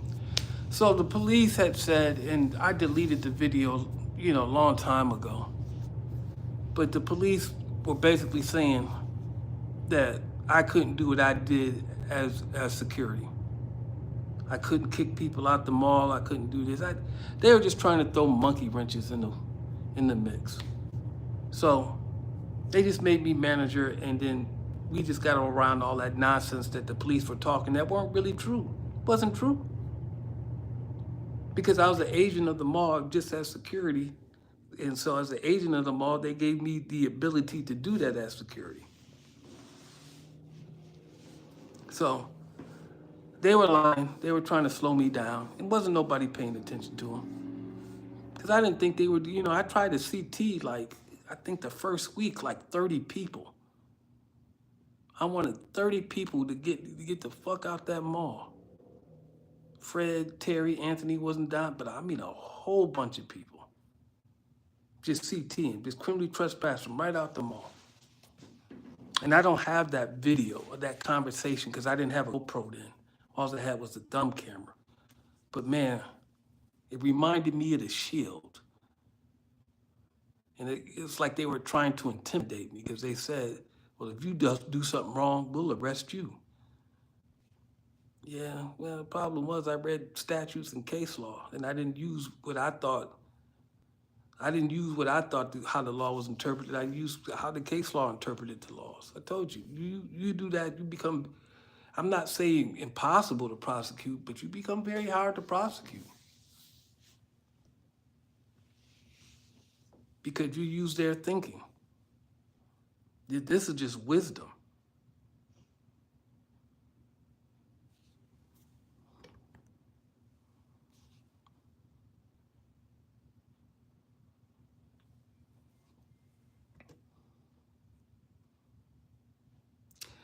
Oh, what sergeant? You talking about Sergeant Mack? No, actually, Sergeant Mack was not working against me. He wasn't working against me at all.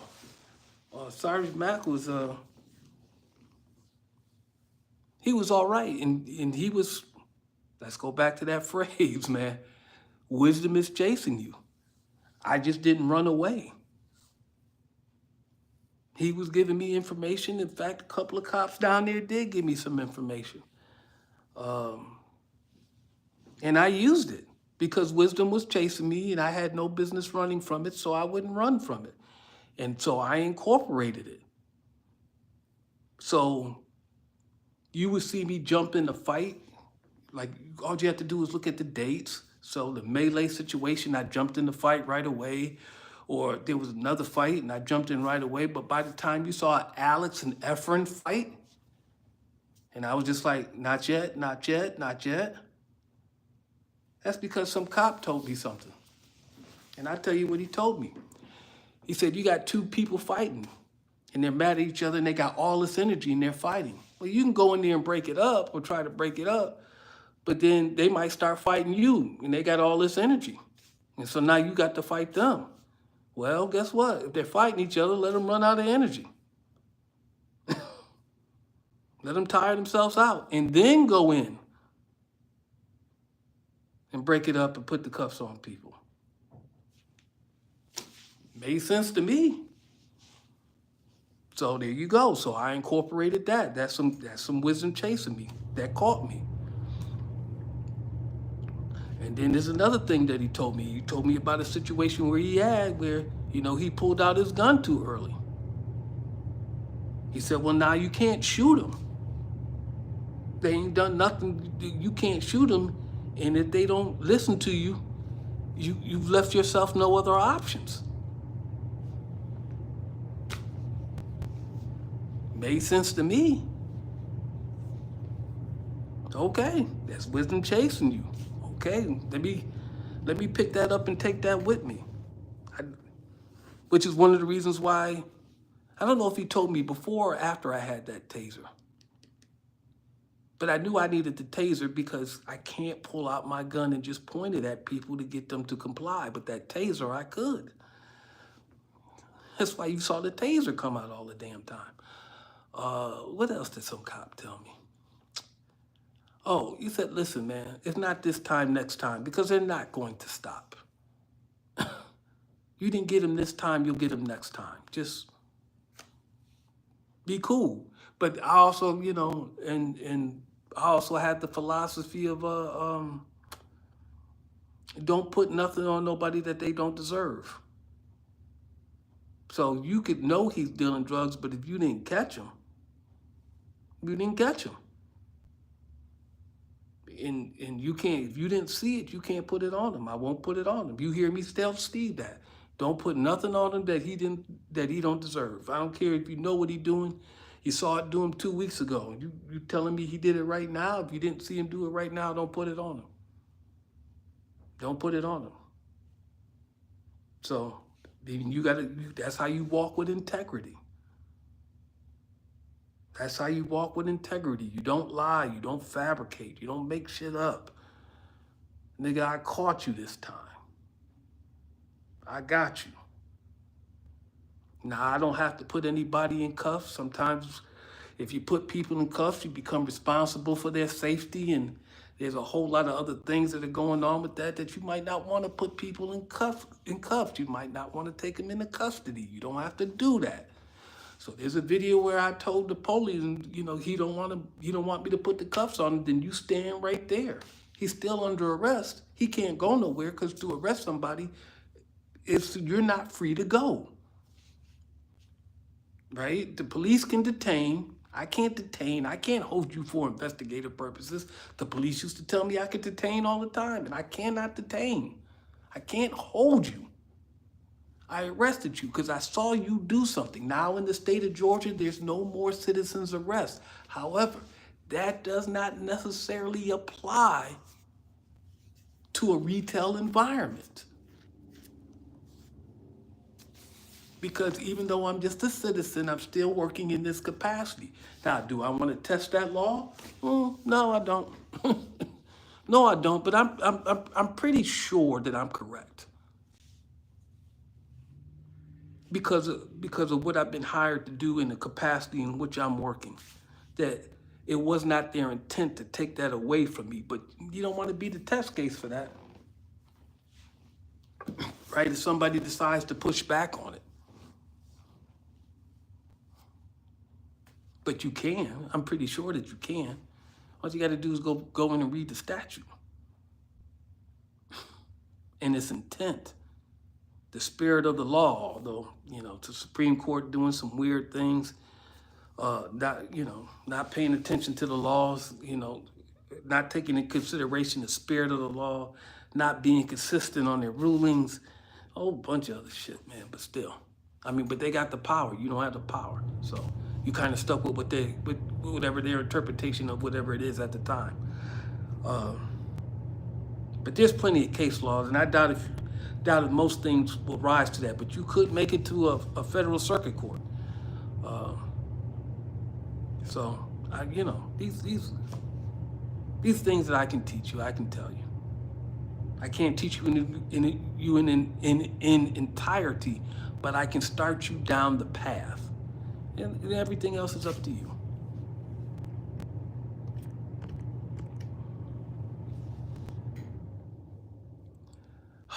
Gary, why do you bother? Why do you, I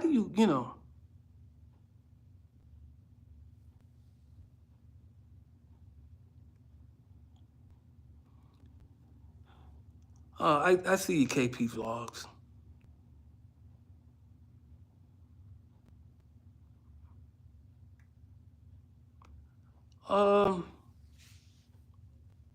Did he walk home barefoot or did he just leave there barefoot? You don't know if he went to the store next door, you know.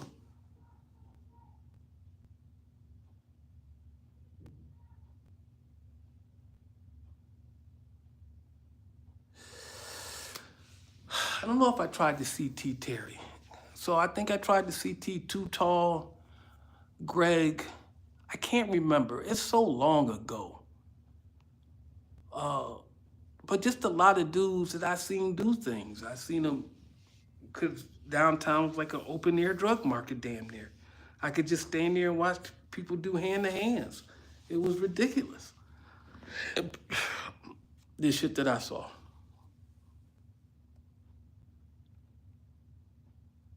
What's going on with you, Ricky? Who's David Patterson? Enlighten me.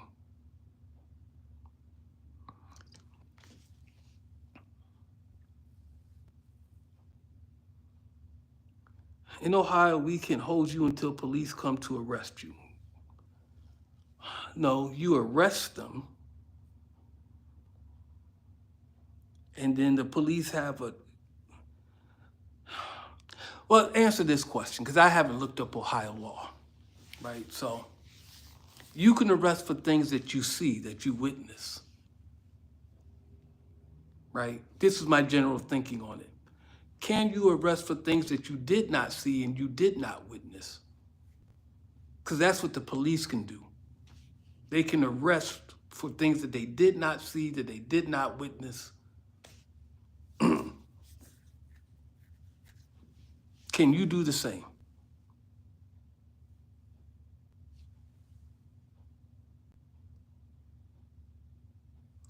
Now, Mr. Fish, there may be some truth in that. Because I think they were largely uninterested. And there's some other things that I won't share with you that have been said about that particular precinct that I'm not sure of.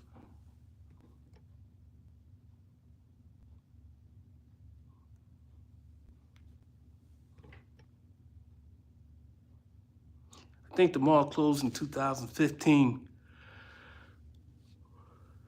You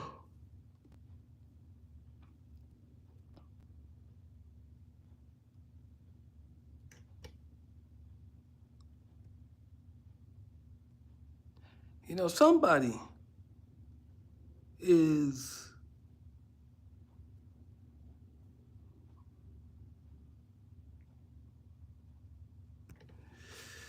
I don't know why you want to meet me.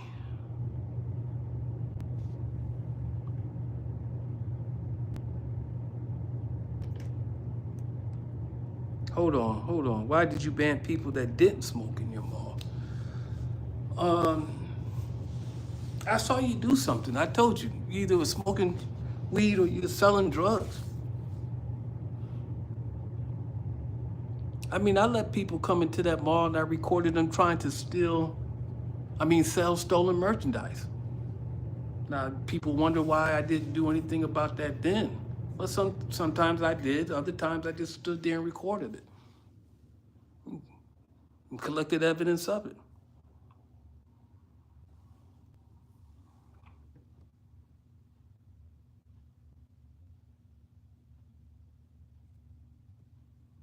No, you don't do people dirty. You don't ever do people dirty. That kind of thing does come back to haunt you and sometimes punish you. I mean, you don't do people dirty. You know?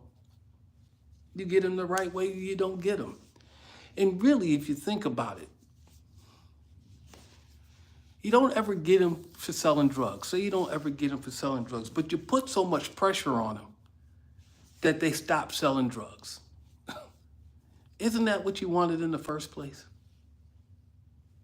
Now, and let's say they stopped selling drugs and they went to do something illegal. They didn't go to scamming or nothing else. Like they just went to do something legal. Isn't that what you wanted in the first place? That's what you wanted, right? So if they sold drugs and say nobody died from it, right? People got high, but they didn't die.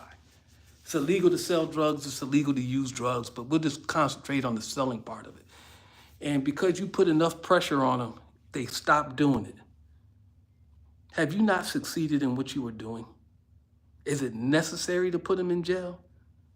If the whole point of it is for you to cease and desist and stop. You stopped. You stopped and you didn't go to jail for it. And you stopped. Or you got arrested and you went to jail for it and you stopped. Now, one makes it difficult for you to find gainful employment and reintegrate into society because of all the bars to felons, all the things that are in place to make it more difficult for felons. The goal was to get you to stop. You stopped. And me personally, I'm good with that. You stopped, I'm fine. Okay, go the hell on. That's it, I'm good with it. I don't have to put you in jail. It's not necessary. Right, I put you in jail if you just refuse to listen. That's what I told Fred. I told Fred that. First, I tried to dissuade you, and if I can't dissuade you, I keep trying to dissuade you. If I can't dissuade you, yeah, I'm eventually going to do something that will really hurt you, and I'm not looking for misdemeanors. You're going to sit down for 5 to 7 years. I'm going to do that. And so sit down. Because I tried to dissuade you and dissuade you and dissuade you and dissuade you, and you just would not stop. So what do you want me to do? That's it.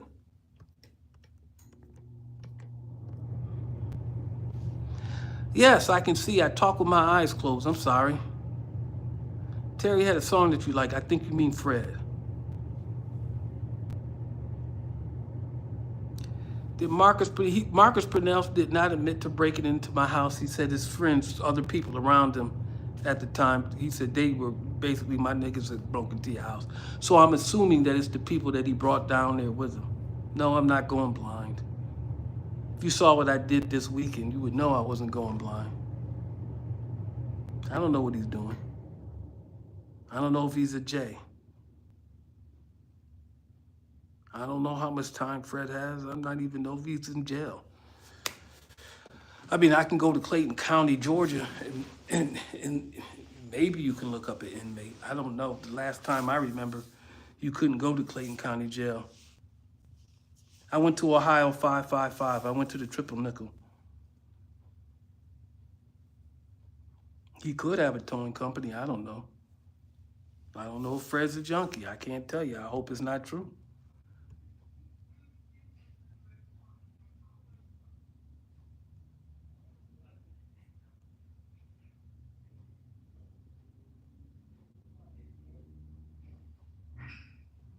I don't know who you're talking about, Mr. Johnson. All the videos have dates on them.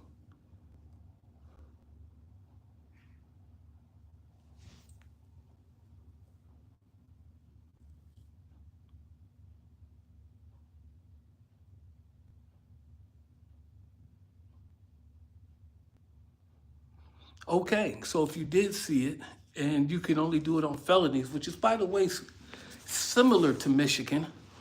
So in Michigan, you can't arrest for misdemeanors. You can't arrest for felonies, seen or sight unseen, as long as they did commit that felony. I thought that was interesting. In Georgia at the time, you could arrest for crimes or misdemeanors or felonies, only if you saw them. You cannot detain. That means I can't hold you to investigate whether or not you did something or not. I saw you do it. I'm accusing you of doing it. I'm telling you that you're not free to go. That is technically an arrest. You are not free to go, right? Taking them into custody is putting handcuffs on them. Like I said, you don't have to take anybody into custody because once you take them into custody, you become responsible for their safety. And so that's maybe a thing that you don't want to do. So you arrest them, you keep them in place, and then the police who can come and you can tell them what's going on and they can arrest them under what you told them, even though they didn't see it. And so they have a greater power of arrest than you do. Now in Georgia, you could, it doesn't happen often, I could arrest you and take you in front of the magistrate and present the case directly to the judge, and then the judge can make that determination. It doesn't happen often. Most people don't do it. I can't really cite you of anyone that I've ever known that has done it. I just know that it is possible. Not possible in every courtroom either, because some courts may not even allow you to do it. They say that you can't build a case. You can't build a case. You can collect evidence. You have to understand the rules of evidence. You can collect evidence under the rules of evidence. You can present it, you can bypass the police if you want to and take it directly to the district attorney, right? And then you can let his investigators look at the evidence, and then you can sign an affidavit, and they can go arrest that person under what you told them, under your evidence. Of course, you have to testify to everything. So video goes a long way to establishing what you said is what actually happened, because now they're trying to figure, because if you don't have it, then they're just trying to figure out whether or not you're reliable and what you're saying is true. Video kills all that. So what I'm saying is absolutely true. This is what's going on. This is this is this. This is who this is. This is who that is. You know, video kills all that. And so it's an investigative tool in a way in which people aren't really understanding what's going on. Like, people get mad because I pushed people out the door. I said, I could have done a lot worse than that. You have no idea. And only one person figured out his name was Prince. He came back when I came back in 2014 and they were complaining. He said he had that video camera on, man. He could have done a lot worse than what he did. Because I didn't have to say anything to anybody. I could have just recorded everything. And I can't remember the actual law's name, right? But you could sell, say, marijuana to somebody, and it's actually marijuana. But you could sell fake marijuana, and you could still get arrested. And I just can't remember the language, but you could still get arrested. It won't be the exact same charge as selling marijuana, but it will be a charge similar to, but lesser than. There's a lot of things going on, man. So if you're in Ohio and you're doing security work, and I don't like Ohio's Supreme Court, the state of Ohio Supreme Court. That's the Supreme Court that said boneless chicken is a type of cooking style and not a description of the product. I'm like, what the are they talking about? I mean, they came back with that decision, which was, really, really crazy. But you can look up, say the difference in felony battery and misdemeanor battery in the state of Ohio. And you could determine if you saw a fight, what you want to do, whether or not you want to do anything about it. You could write down, I saw this in violation of Ohio section code, yada, yada, yada, right? I work for this place, for this company, at this place. My post orders gave me the ability to do this. And you could write down the post orders if you want to that says you can do this. And so I did it because they were in violation of this section code, and I had the ability granted to me by the security company that I work for, who was granted that ability by the business that they work for. And so this is the action that I took. And this is the result of this action. Of course, if you got a camera, I would write all that down, and then I would say, watch the video. I saw a fight in violation of this code. I have this ability to do this, granted to me by this, and watch the video. I'm not making any more statements other than that, because you can watch the video. And if you carry a firearm as security, you should definitely have a camera. And you should have a camera that you can control. Because you don't know what the security company is going to do with it. You don't know what the business is going to do with it. They could lose the video. I've heard of people, the video being lost or damaged, so you couldn't recover it. Because it didn't look good for the company or it didn't look good for them, and they just threw you under the bus. Man, there's all kinds of things going on here, man. I'm just informing you.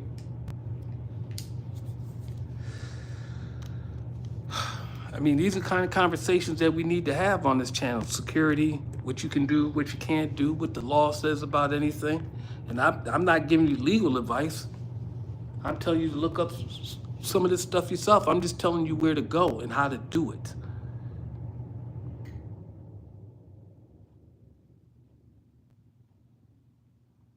I'm a courier, so I don't trespass people anymore. No, I'm not driving a truck. So I don't trespass. And if you, all depending on what I'm doing and who I'm doing it for. So I carry things that matter and things that don't matter. If I'm carrying something that matters and I determine you to be a threat, you will have a problem. That's all I'm going to tell you. You're going to have a problem. If I'm carrying stuff that don't matter and I determine you to be a threat, you might have a problem. It all depends. I mean, because we're going to take this stuff here. Well, okay. That stuff don't matter. I mean, I'm sure the people who own it won't like it, but that stuff don't matter. And I'm sure those people will say, well, it's only this. And they won't want other problems from any kind of incident. So I'll give you an example. I used to do security in a T-Mobile store. And our standing orders was if somebody came in, tried to steal a phone, like the phones were tethered, and somebody came in and tried to steal a loan, you would ask them to stop, but you were to do nothing else. Now, why were you not to do nothing else? Because the phone cost $1,000. A lawsuit could cost $1 million. So T-Mobile kind of felt that it could be $1,000 loss. You can call the police. You can pass the liability on to the police. We don't want to take on that liability.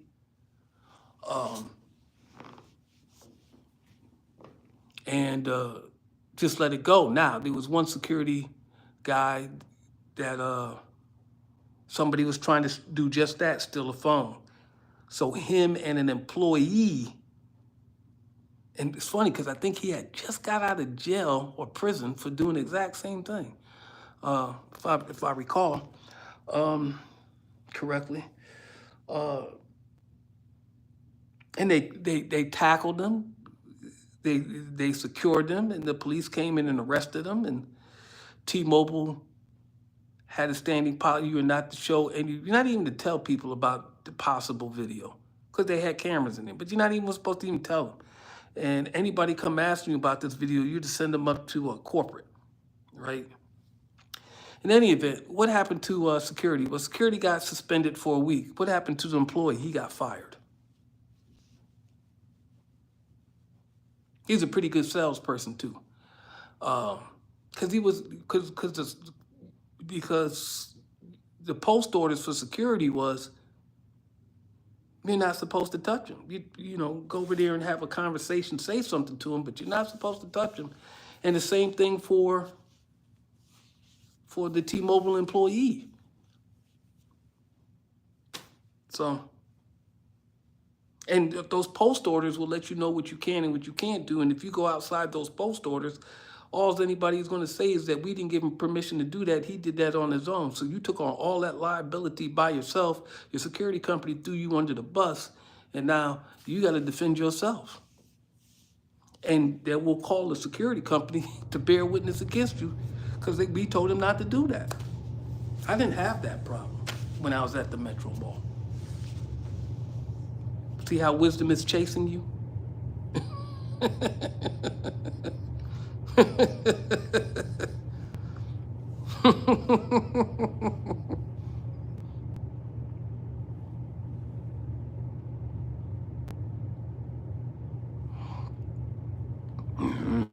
Who can claim medical benefits? Who's Michael Tolbert? I don't know Michael Tolbert.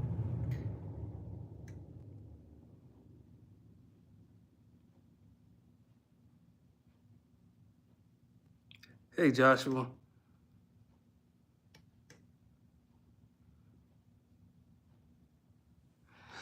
Well, T-Mobile needed security, so it was in Detroit. And what happened is that a couple of T-Mobile stores had gotten robbed, and they locked the store personnel up in the back office. So there's businesses, Sherwin-Williams, T-Mobile, Dollar Tree, not all Sherwin-Williams, not all T-Mobiles, not all Dollar Trees, and some other businesses out there. The security there was to protect to protect the people. It wasn't necessarily there to protect the merchandise.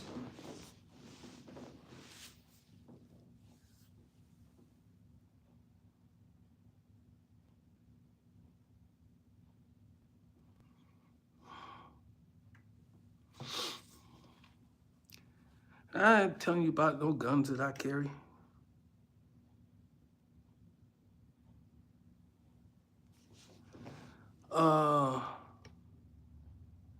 You know, back in 2015, or was it 16? No, it was 17.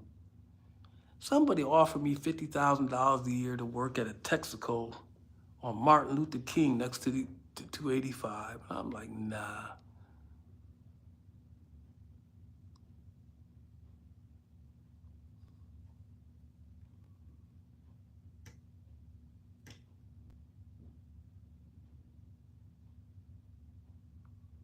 You didn't see Quavo in any of my videos.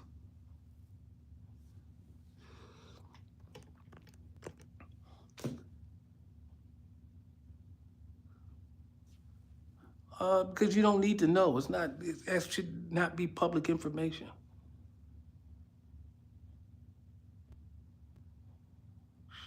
Allergies, man. Ooh, allergies. Marcus Tolbert got killed. Got killed by who? Don't say that unless you can verify it.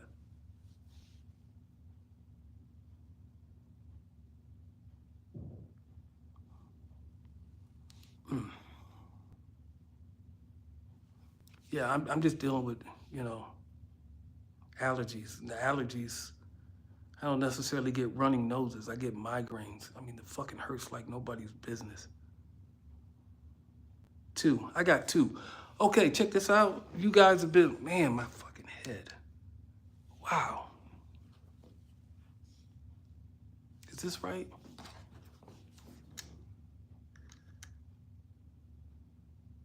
Huh.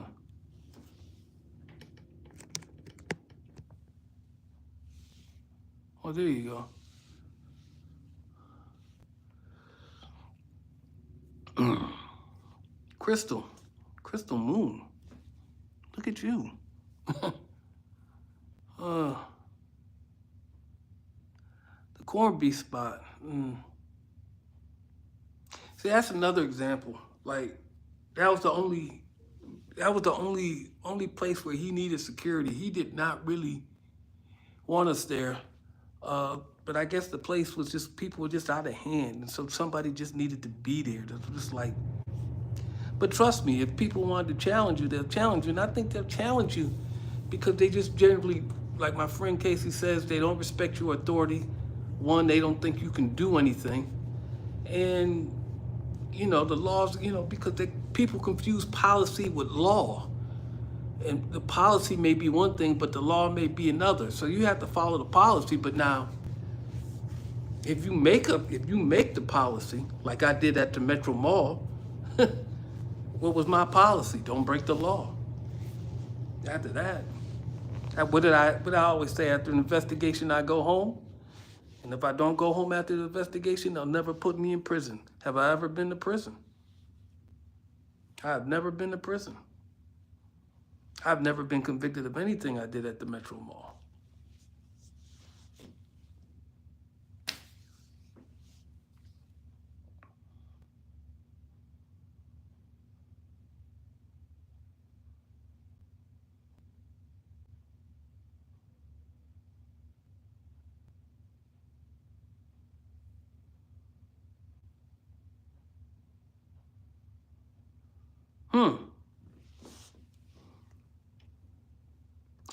How is this waking up every day, dealing with people who didn't follow the rules? I mean, nobody's 100% anything.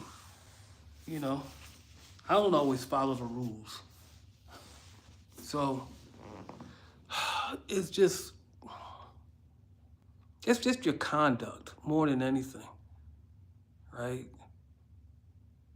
So there's certain things that go on in a particular demographic. So that was a difficult demographic. I don't know about white difficult demographics. I haven't dealt with them. I don't know about Asian difficult demographics. I never dealt with them. I don't know about Hispanic difficult demographics.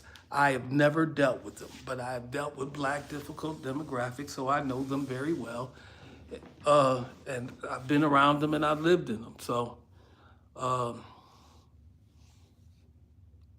people just want to do what they want to do, but sometimes you just can't let them do it. And then sometimes people are just, rowdy for no reason. It's just a difficult demographic. I understand it. That's why I call it difficult demographic.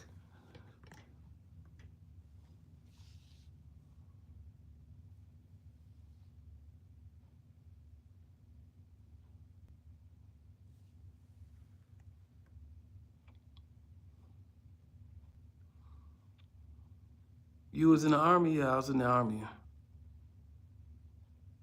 Is earning money while enjoying a good thing? I don't know what you mean.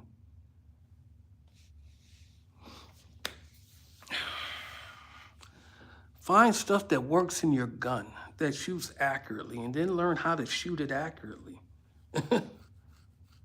And it won't make any difference what's in your gun, because you're going to put the round where it belongs. How about that? So buy a bunch of hollow point ammunition that you think is pretty good. Take it to the range. Which one shoots out of your gun more accurately? Then that's the ammunition that you use, and then you learn how to shoot.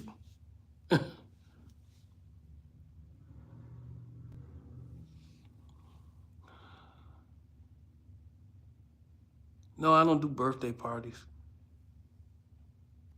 Do I think Glorilla is fine?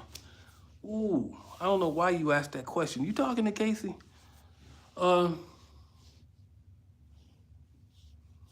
Casey don't think she fine. Casey thinks she just average. And she probably just average, you know. So I don't like the name Glorilla, but that's her name now. She can't change it. I don't like it. But I like hood chicks, so you know. But I'm not in her demographic. Nobody knows why she moved out to Forsyth. Why are you moving out to Forsyth? that makes no sense. Why Forsyth? And then we all agree that well, but she looked kind of high in that mugshot. So I don't know, Glorilla. I'm a Courier, Sin City.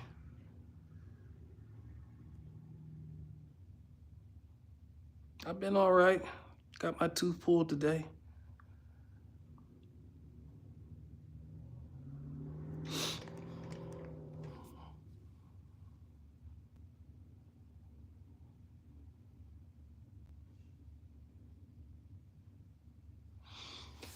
You know, you focusing on the nuances of things that you don't really need to focus on the nuance.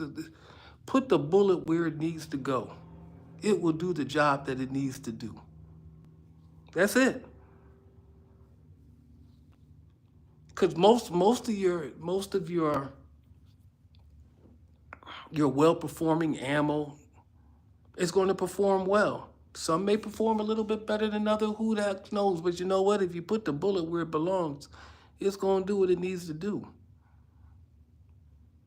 Now, here's the other thing that you need to consider. You're going to put the bullet where it belongs. Do you need to put the bullet where it belongs?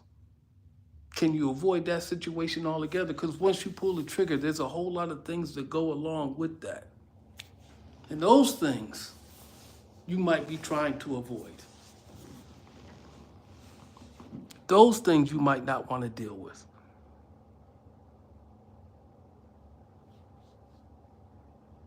You know, those things you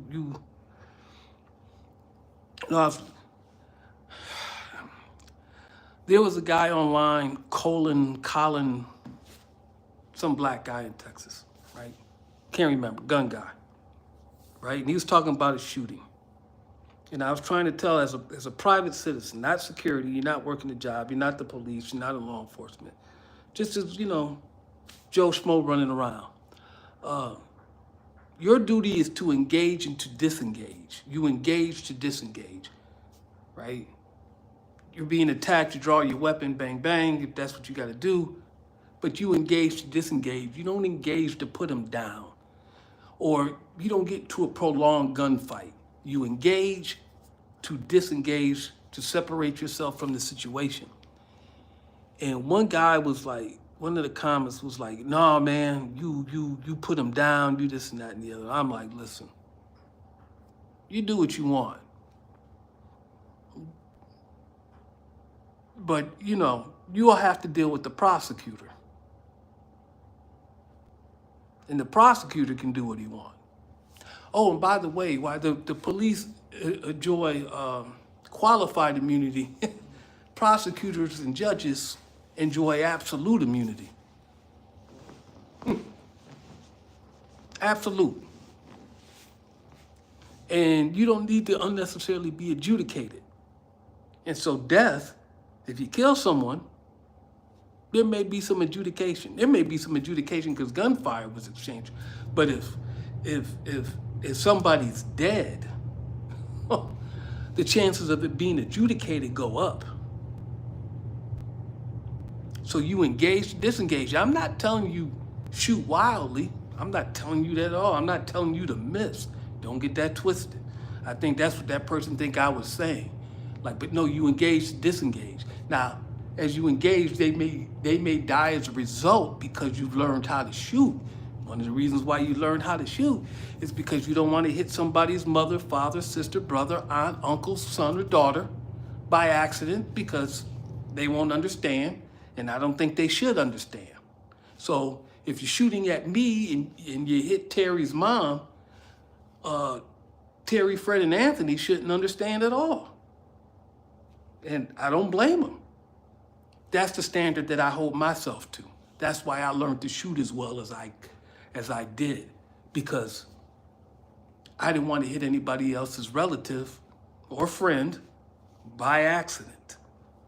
Because no one's going to understand. They're not going to understand. The prosecutor's not going to understand. The police aren't going to understand.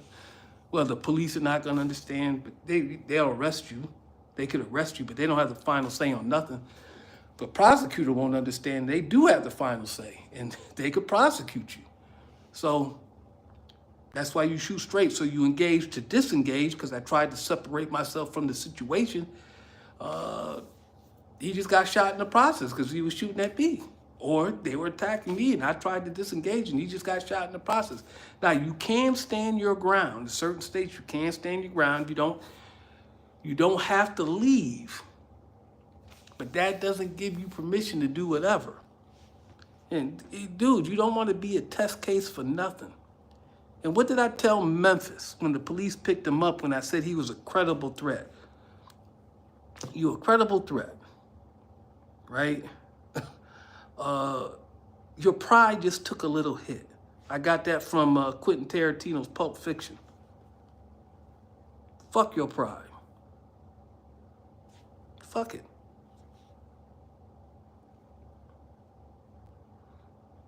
Right? Because pride can put you in prison.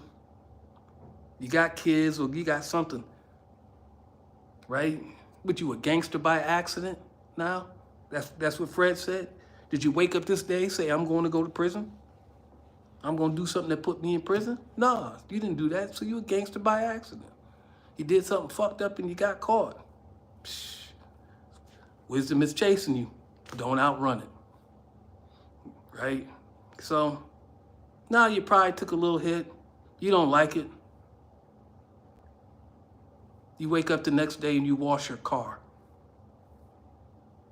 And I can tell you that from personal experience.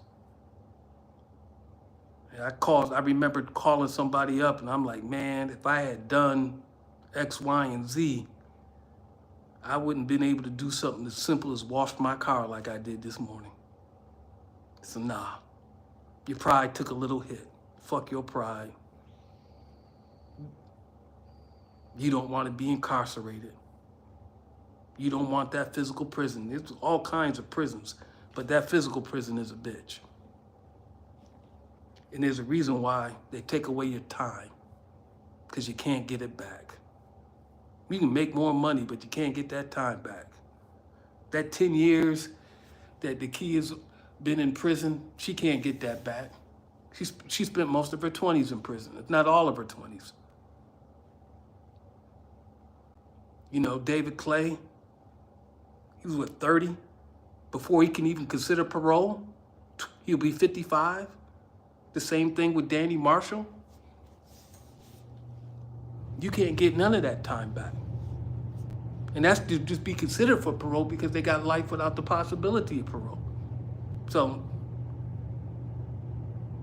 I don't know. I mean, if I listen to what they say, it's life without the possibility of parole, which means you got to serve at least 25 years.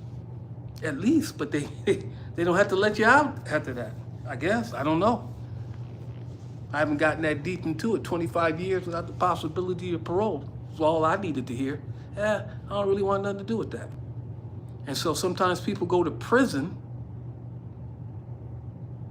as a deterrent for other people so you don't have to. And then you don't want to go to prison for somebody you hate. You can thank Sinful to P for that. Come on now, wisdom is chasing you, don't run from it.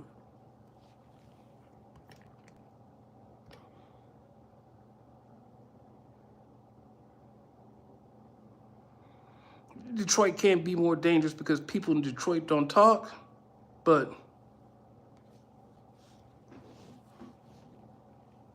I mean, shit's happening now. I mean, how many people were shot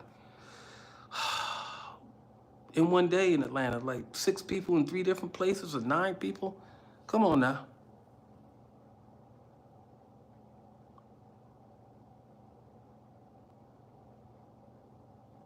No one's gonna play me. I thought maybe this stuff will go to a movie, but maybe not. It's all on YouTube, so maybe no one's gonna make a movie.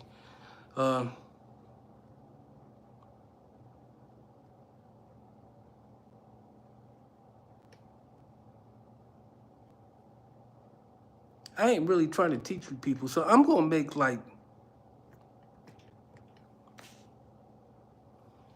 I'm gonna make like small videos and I'm gonna put them up 30 seconds long, a minute long. And I'm gonna try to give you people some wisdom, but if y'all don't pay attention, it's all on you. If y'all wanna focus on the dumb shit, y'all just focus on the dumb shit. I can't do nothing for you, man. I tried to help you all I can, but I can't do nothing for you, man. Cause I tried. You don't wanna be a courier. Most couriers don't make money. I just happen to make money. This year, I'm not making any money. That's part of my problem now. I'm not making any money. I was $15,000 down last year. You can't be $15,000 down. Your vehicles need maintenance. And you don't ever want to live off the maintenance of your vehicle, right? You want to be able to save for tires. You want to be able to, you're going to do the tire rotations. You should do your rotations every 5,000 miles. You need to change your oil. You need to flush your transmission. No, you need to drain your transmission. You need to flush your cooling system. If you got rear-wheel drive, you need to re-grease your, oh God, Jesus, transfer case, is that what it's called? Differential. You need to, your differential, your brakes, all that stuff costs money, man, right? You need to be able to do that, to keep on top of it. My van has 318,000 miles on it.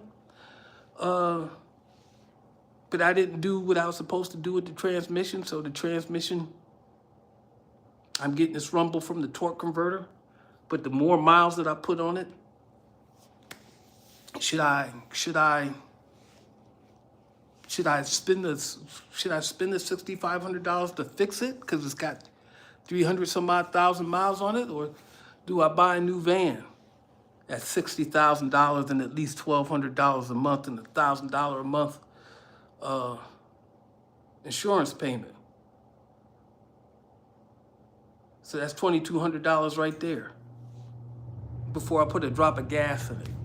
Oh, and not to mention that I have to redo the back, and the back of it, that's $5,000.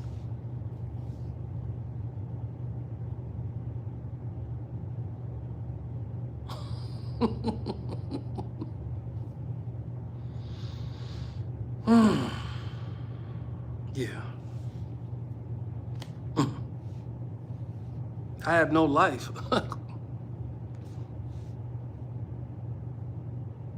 Well, but gee, whoever sent me the $100, I appreciate it. Well, I mean, I blame this stuff on Trump, dog. I see the money, but I appreciate it too. But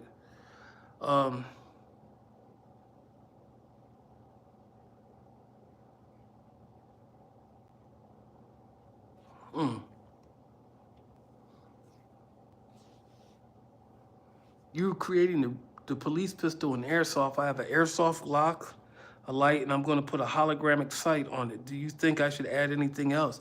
I don't think you should add any of that stuff. You know, people use aim points and sighting. Those things are good for gun games, in my opinion. Now, granted, I've never been in any gun games, right? But I can tell you, and I've never shot anybody. I've never had to shoot anybody. But I've been in a few instances where I've had to draw my weapon, and not for play. I mean for real. Like Marcus Purnell, when you saw me with the taser in one hand and then the gun in the other, or sometime at an apartment complex, a couple of times at an apartment complex, and I'm not even gonna go into those, right? Dude, you have no time. You will have no time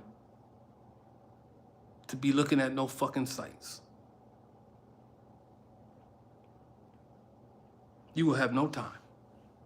And if you become highly dependent on that optic, and that optic's not there and it's not working correctly,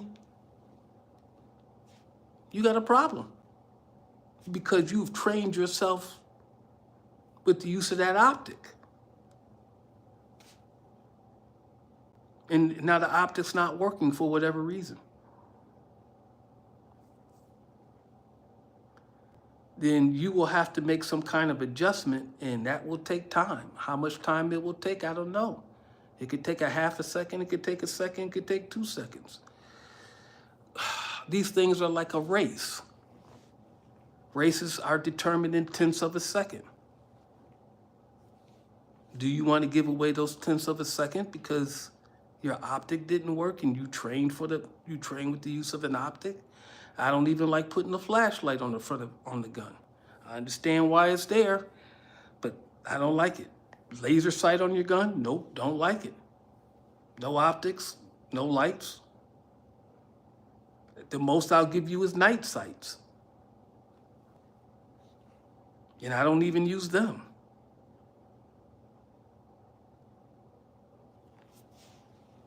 You need to learn how to shoot. And that comes from repetition, and lots of it. Lots of repetition. And when you learn how to shoot, you'll learn that, oh, if I don't slow down, if I don't slow my roll, I could kill somebody by accident. I didn't mean to shoot him, but it happened so fast, and I trained in such a way that, I shot him immediately. Just do. So, okay. So when I tell you people that I used to train and then I realized I was good and then I had a problem, what I used to do was I used to draw from the holster and I fire right away. Right away. Boom. Sights hit, boom, gone. And then when I realized I was good, I realized that that was a mistake. That I needed the ability to fire that quickly, but I need not to train that way. Because in an incident, that's exactly what will happen.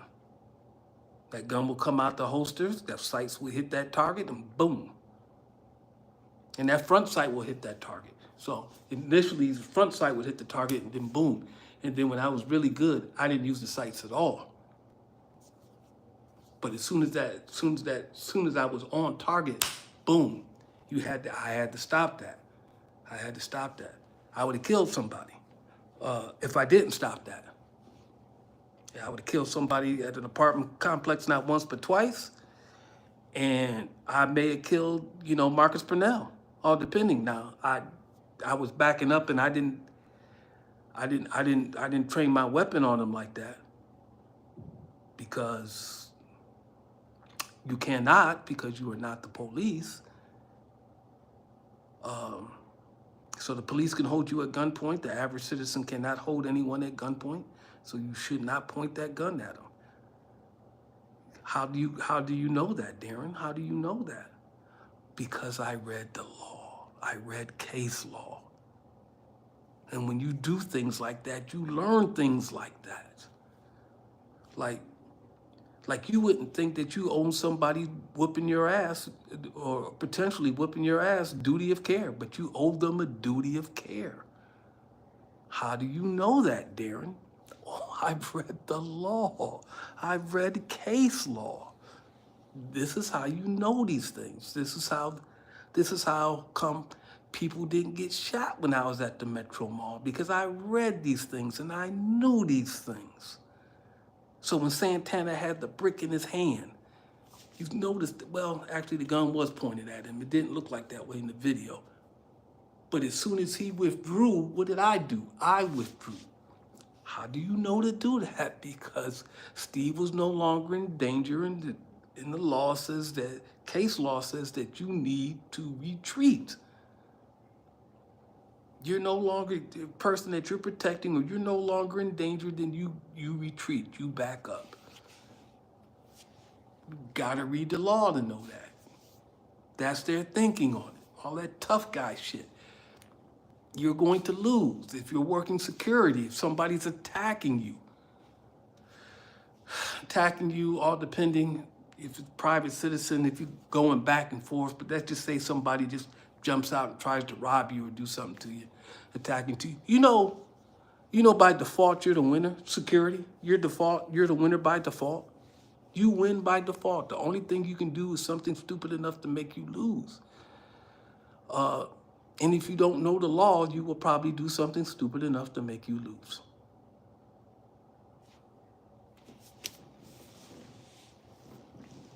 Wisdom is chasing you. I'm trying to teach you something here. In what state did you learn this stuff in CCW training? Because most of them don't teach you the law.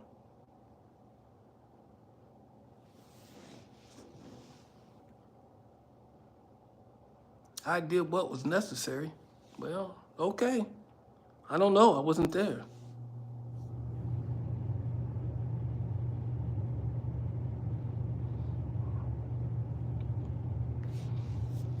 I don't want to be a cop. I'm not interested. That's somebody else's job. That's somebody else's responsibility. It's not mine. I don't want to be it. I'm not interested. So I'll let somebody who's interested do it. You know, you just give them some information. And then as a field training officer, I hope the field training officer trains them correctly. Because I would tell any cop right now, qualified immunity, you guys, one, it was made up by the Supreme Court, or some court made it up, because it didn't even exist, right? So you got qualified immunity, and over the years, they just misused it and abused it, because it was supposed to be if an officer made good faith mistake, but then officers aren't making good faith mistakes. They're not making mistakes, they're just doing shit. Some of them, but they got because they got qualified immunity. Well, if the pendulum is starting to swing back the other way, and they keep doing stupid stuff, it's chipping away at it. But I also tell them, and I've told police officers this. Trust me, I've told them this. You know, qualified immunity is for the courts. You got to make it to court. You got to make it. And they got all this training, and you scared, and this and that and the other. But dude, you and I both know you don't know who you're dealing with. They could be better than you. They could have more commitment than you. They could have more intent than you. You got to make it to court. You got to make it to court. You know what? You can call for backup. They might not wait till backup get there. What you gonna do? What are you gonna do? Sometimes you do stuff for no reason. Sometimes stuff ain't even necessary. Sometimes you can do a thing, you just don't need to do a thing. Sometimes your pride take a hit. It's an ego thing. I understand you run this bitch. What did I say? I run this bitch and that's it. I get the thought process. But man, sometimes you gotta weigh the pros and cons. Once again, we'll go back to Florida boy. He was extra, the cop was extra, busted the window, punched him in the face, yanked him out the car, punched him in the face. Was any of it worth it? We're talking about him not having his headlights on the cloudy day. I mean, really? You pull somebody over for that?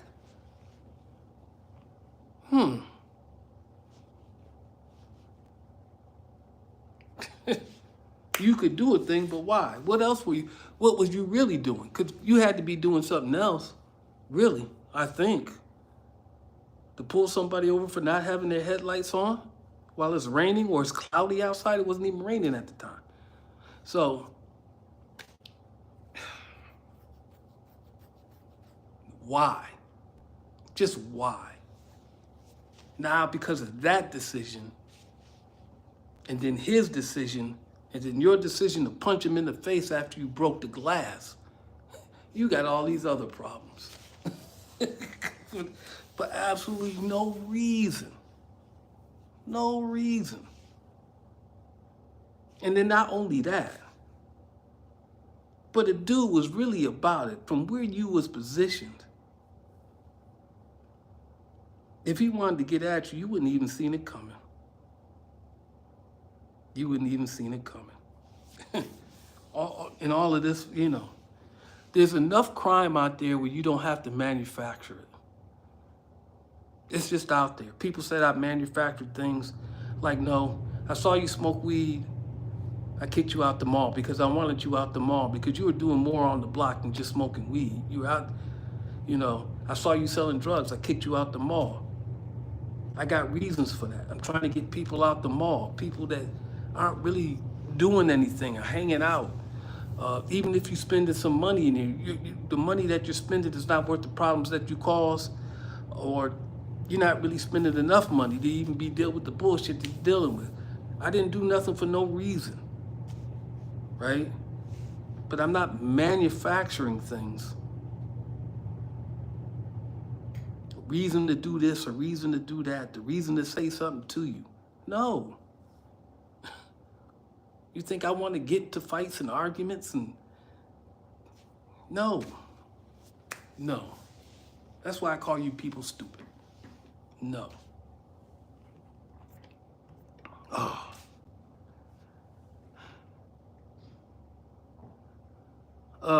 Billy the Goat, what's going on? Oh, I've had enough of you.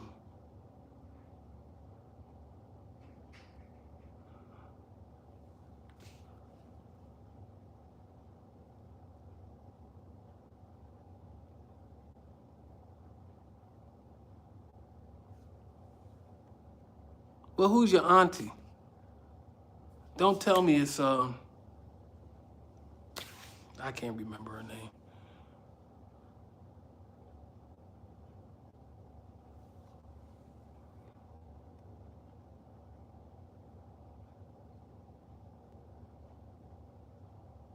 No, she's not humble. Why would you think she was humble? In fact, I know somebody that is either a relative of hers or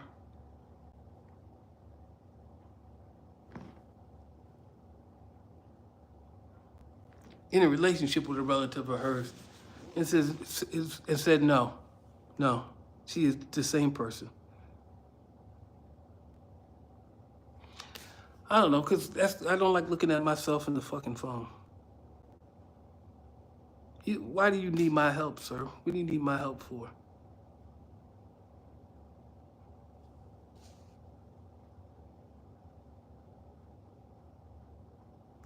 You know what, Chopper, Reto, I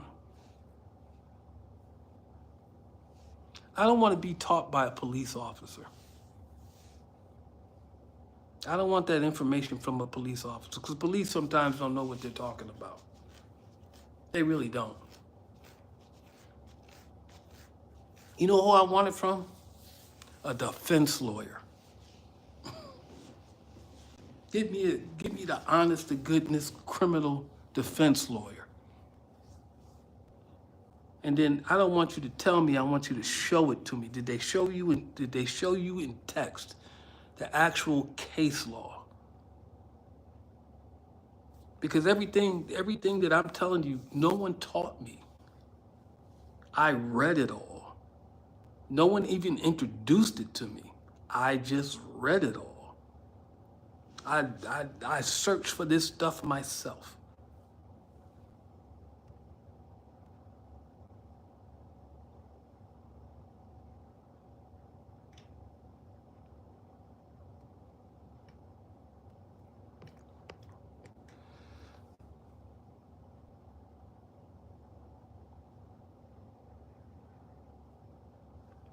Yeah, and Georgia doesn't have a CCW class, by the way. You don't need to attend the class to get your weapons permit in Georgia. And now you don't need a weapons permit to carry a weapon in Georgia. So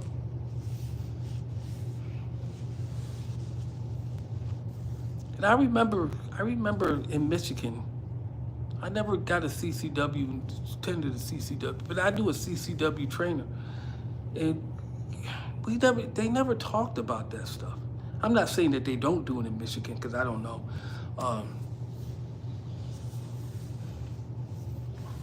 But there's a lot of things that people need to learn. You engage to disengage. You know, they tell you to watch your background.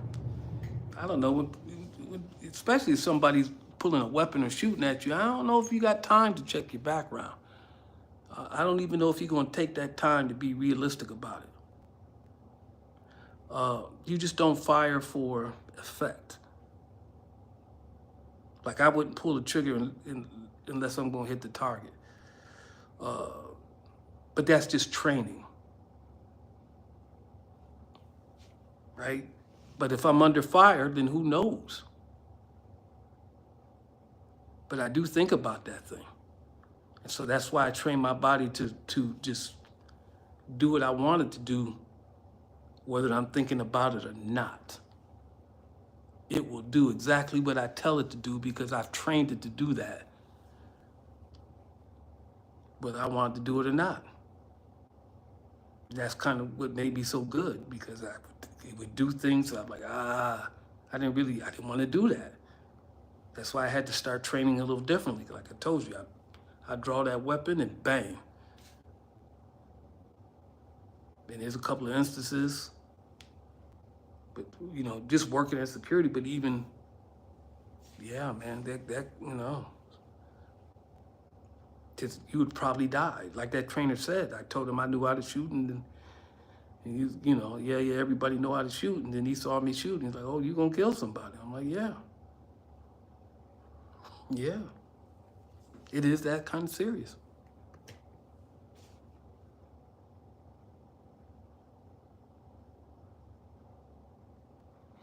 Yeah, so the Metro Mall Tevin was a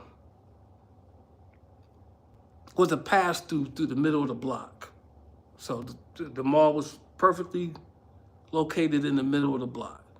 So in order not to walk around the block, you just cut through the mall to get to the other block. Well, if I kicked you out, I took that advantage away from you. I took that nicety, that convenience away from you. So I embarrassed you. I didn't try to take you into custody. I didn't try to arrest you. I just said, walk back out that other door. You came in, you don't get this convenience. You've been trespassed, so this convenience is gone from you. So you walk back out the door that you came in, and you walk your ass around the block. If you want to get to this street, you don't get to use this cut through. And if you get embarrassed enough and you don't like it, then perhaps the next time, I want to cut through the mall, but I don't want to deal with him and that bullshit, you know. So I just walk around the block. That was the purpose of it. I appreciate the cup of coffee.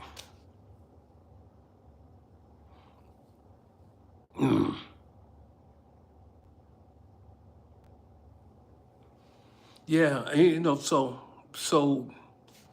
Fred would come into the mall. I send him out. Yaya, who I tried to put the cuffs on, people asked me, well, why you try to put the cuffs on her and not on Fred? I kept telling because it was her fucking mouth. It was just her mouth. She just kept talking shit, and I just got tired of it. Like, shut the fuck up. Just walk out the door. Stop trying to, just walk the fuck out the door. But she kept coming in. And then after that incident, guess who never tried to, she just stayed out of there. And then I remember that female officer, hey, you staying out that mall? Because the female officer thought that shit was probably unnecessary too. But like I said, nobody's 100% anything. So you try to do well, but sometimes you just get tired. A lot of people get a lot of problems, especially from law enforcement, right? Because of their mouth.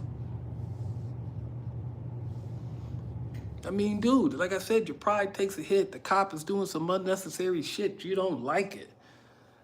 And trust me, I've yelled at some officers. Ooh, I've yelled at some officers.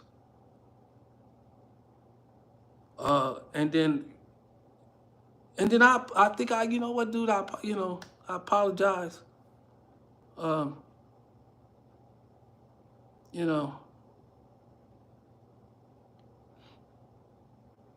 I got pulled over in Ohio once by this trooper.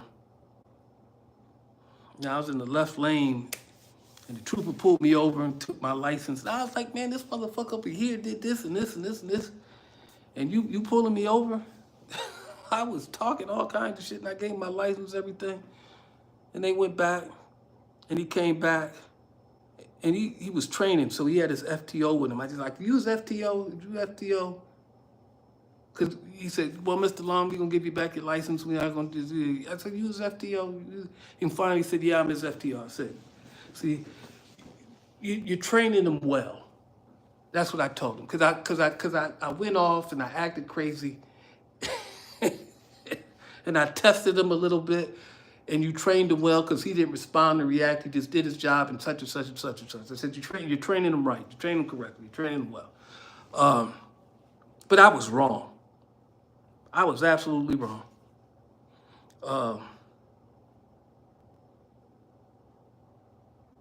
And so sometimes you just, you let your pride take a little hit and get the hell on with your life because this shit ain't that important. At the end of the day, the shit ain't that important. It's like people who run from the police in their cars and stuff. Why? It was a ticket. Maybe they was going to impound your shit. Now it's felony evading and eluding mandatory jail time. Fuck are you doing? Bad judgment.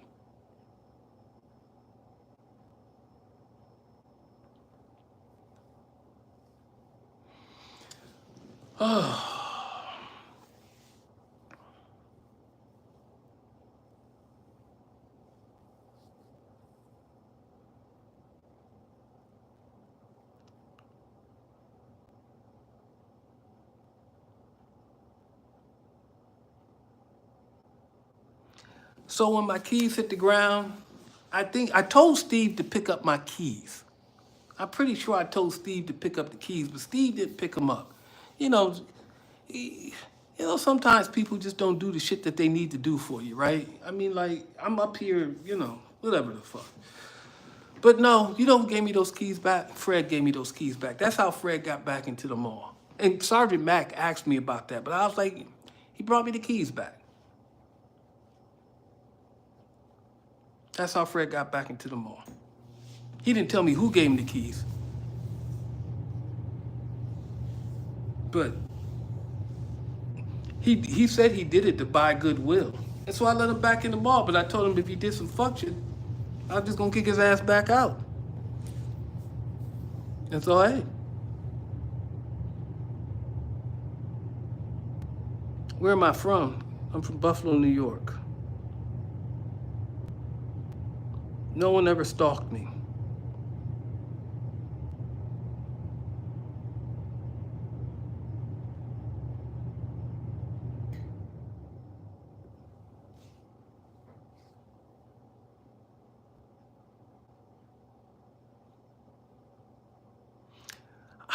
Oh, you must be that guy online. You were wrong for tasing Purnell? Okay, well, let's talk about Purnell, Joseph Martinez.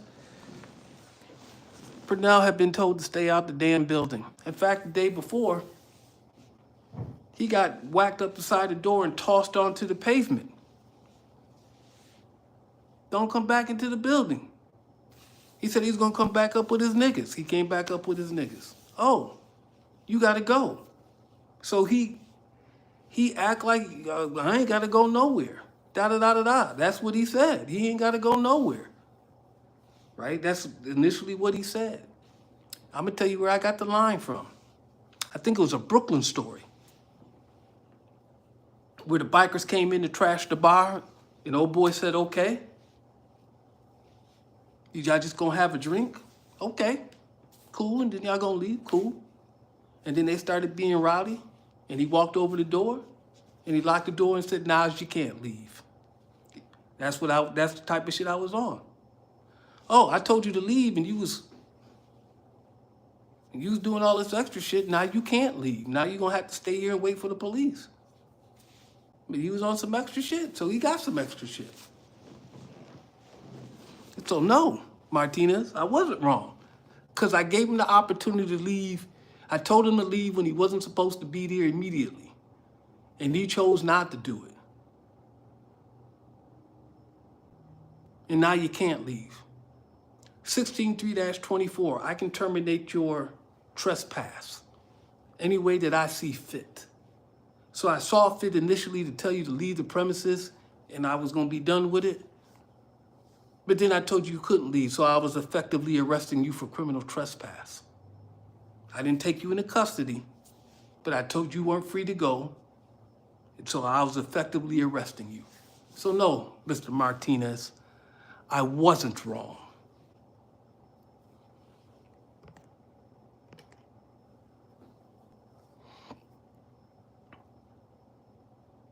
Oh, it's a Bronx Tale?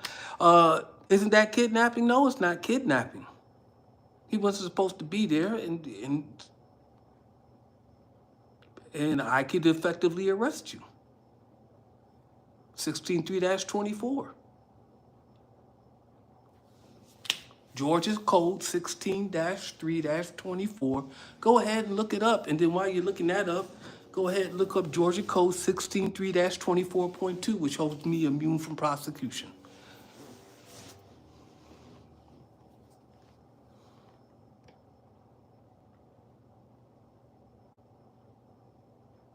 Well, just look up Marcus Purnell.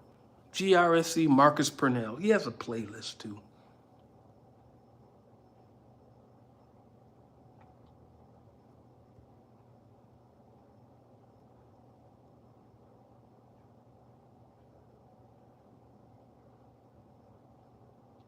Yeah, I kicked everybody out that was standing in the corner because I didn't know who took them. And then it's funny, but I didn't take them. Well, you can't prove that in the court of law. Motherfucker, we not in the court of law. This is the Metro Mall. I mean, it's a snappy line. I mean, I don't know. You know, I guess I got those kind of comebacks from growing up the way I grew up as a kid. This ain't a court of law. This is the Metro Mall. What you talking about? We ain't got them standards here, and I ain't gotta have them standards here.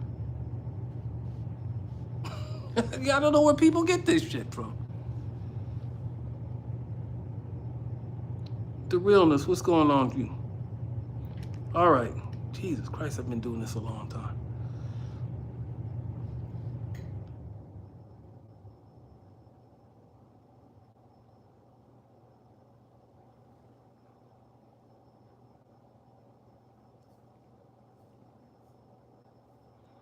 I don't know what the code is for kidnapping because I'm not kidnapping anybody, but basically you're not, you're illegal in taking them and not letting them leave. But it's not kidnapping. I know it's not kidnapping. You know how I know it's not kidnapping? No one arrested me for it. No one arrested me for what I've done. How about that?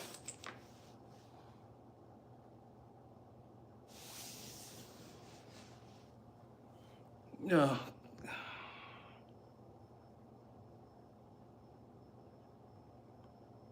Am I fatigued? No. I need to take that Excedrin for migraines. And then I got my tooth pulled today.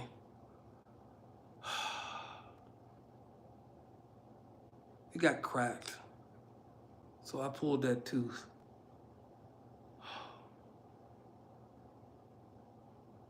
That cost me a little bit of money, but it needed to be done.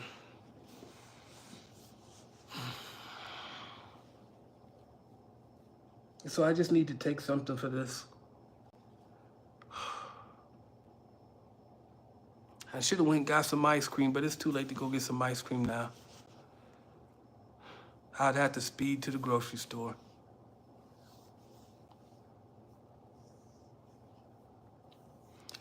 Yeah, hey, listen, I've been doing this for 201 minutes, and I can't do this no more. My head hurts. Where they pulled the tooth hurts.